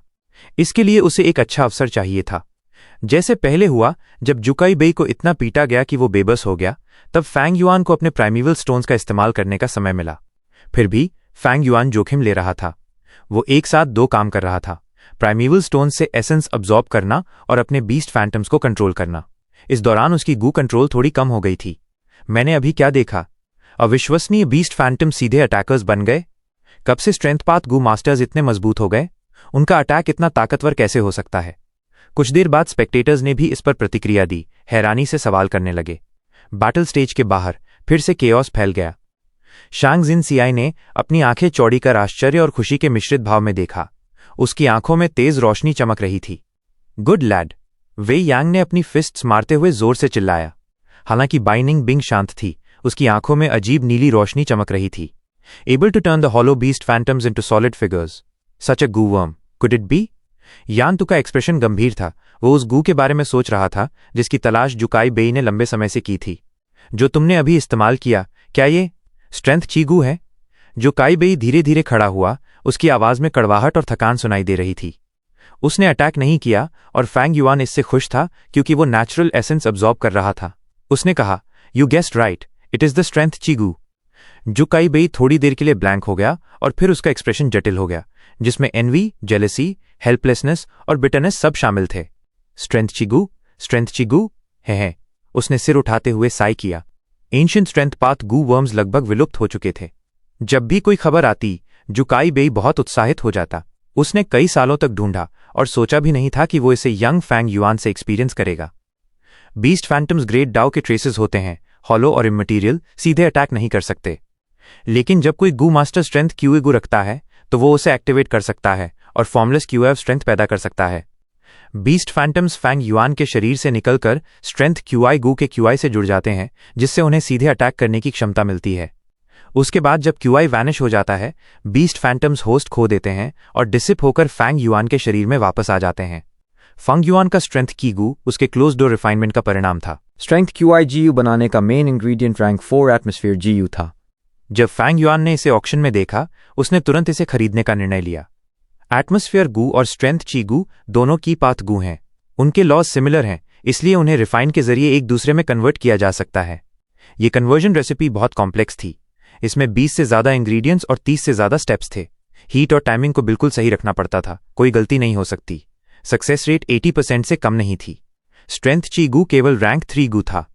फैंग युआन ने कई दिन और रात सीक्रेट रूम में बिना रेस्ट किए बिताए, अपनी रिच एक्सपीरियंस और काम एटीट्यूड का इस्तेमाल करते हुए स्ट्रेंथ की गू को सक्सेसफुली रिफाइन किया।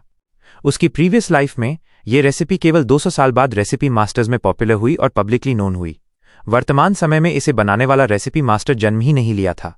कोई भी इसे नहीं जानता था। अब जारी रखने की जरूरत नहीं है। मैं सरेंडर करता हूं, जानकर कि फैंग युआन के पास स्ट्रेंथ की गू है। जुकाई बेई ने लड़ने की इच्छा खो दी और सरेंडर कर दिया। इस गू के साथ फैंग युआन के पास strong long range attacking method था। क्लोज रेंज हो या लॉन्ग रेंज, दोनों में ही बहुत मजबूत। ये था ट्रू एंशिएंट स्ट्रेंथ पाथ। जुकाई बेई अब फैंग युआन के पास नहीं जा सकता, भले ही वो जिन ट्रांसफॉर्मेशन यूज करे। इसके विपरीत फैंग युआन के पास उसे खत्म करने के कई तरीके थे।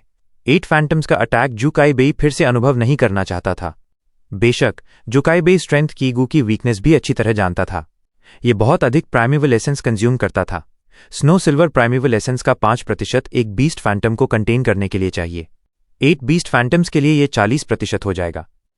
पीक स्टेट में भी जब फैंग युआन के पास 90% प्राइमेवल एसेंस हो, वो इस मूव को केवल 2 बार यूज कर सकता था, और ये केवल थियोरी में था। असली बैटल में फैंग युआन को मूवमेंट गू, डिफेंस गू, ऑल आउट एफर्ट गू और अन्य इस्तेमाल करने पड़ते, इसलिए प्राइमेवल एसेंस अधिक कंज्यूम होती और 8 फैंटम्स केवल एक बार इस्तेमाल किए जा सकते थे। इस मूव को आसानी से इस्तेमाल नहीं किया जा सकता, क्योंकि यदि इसका कोई परिणाम नहीं मिला तो गू मास्टर खुद को वीकन कर देगा। इसलिए फैंग युआन ने इसे अंत तक रखा। जब जुकाई बेई ने जिन ट्रांसफॉर्मेशन किया और अपनी गार्ड छोड़ दी, फैंग युआन ने इसे तुरंत नोटिस किया और उसे गंभीर चोट पहुंचाई। गू मास्टर्स बैटल में गू वर्म्स यूज करते हैं, लेकिन व्यक्ति ही की होता है। एक फ्लॉ रिवील होना सबसे बड़ा लूपहोल बन जाता है। इस समय होस्टिंग गू मास्टर ने रिजल्ट अनाउंस किया। जुकाई बेई ने एडमिट किया डिफीट, कई लोग इसे स्वीकार नहीं कर पा रहे थे। फांग जेंग ने सच में आकाश को छू लिया। दुनिया बदल रही है, दुनिया बदल रही है। जू काई बेई को half the sky of the battle stage कहा जाता था, लेकिन अब ये स्काई फैंग युआन को नहीं रोक सकता था। इस बैटल के बाद फैंग युआन की रेपुटेशन स्काई को छू गई। तो गाइज, इसी के साथ आज का एपिसोड यहीं पर खत्म होता है। अगर आपको कहानी पसंद आया हो तो एक प्यारा सा कमेंट और वीडियो को लाइक जरूर कर देना। और हाँ, सब्सक्राइब करके जुड़ जाओ मैक्स मांगा एक्सप्लेन से। बेल आइकॉन भी ऑन कर लेना ताकि कोई भी अपडेट मिस ना हो। कल फिर मिलेंगे अगले एपिसोड के साथ। तब तक के लिए अपना ख्याल रखना। जय हिंद।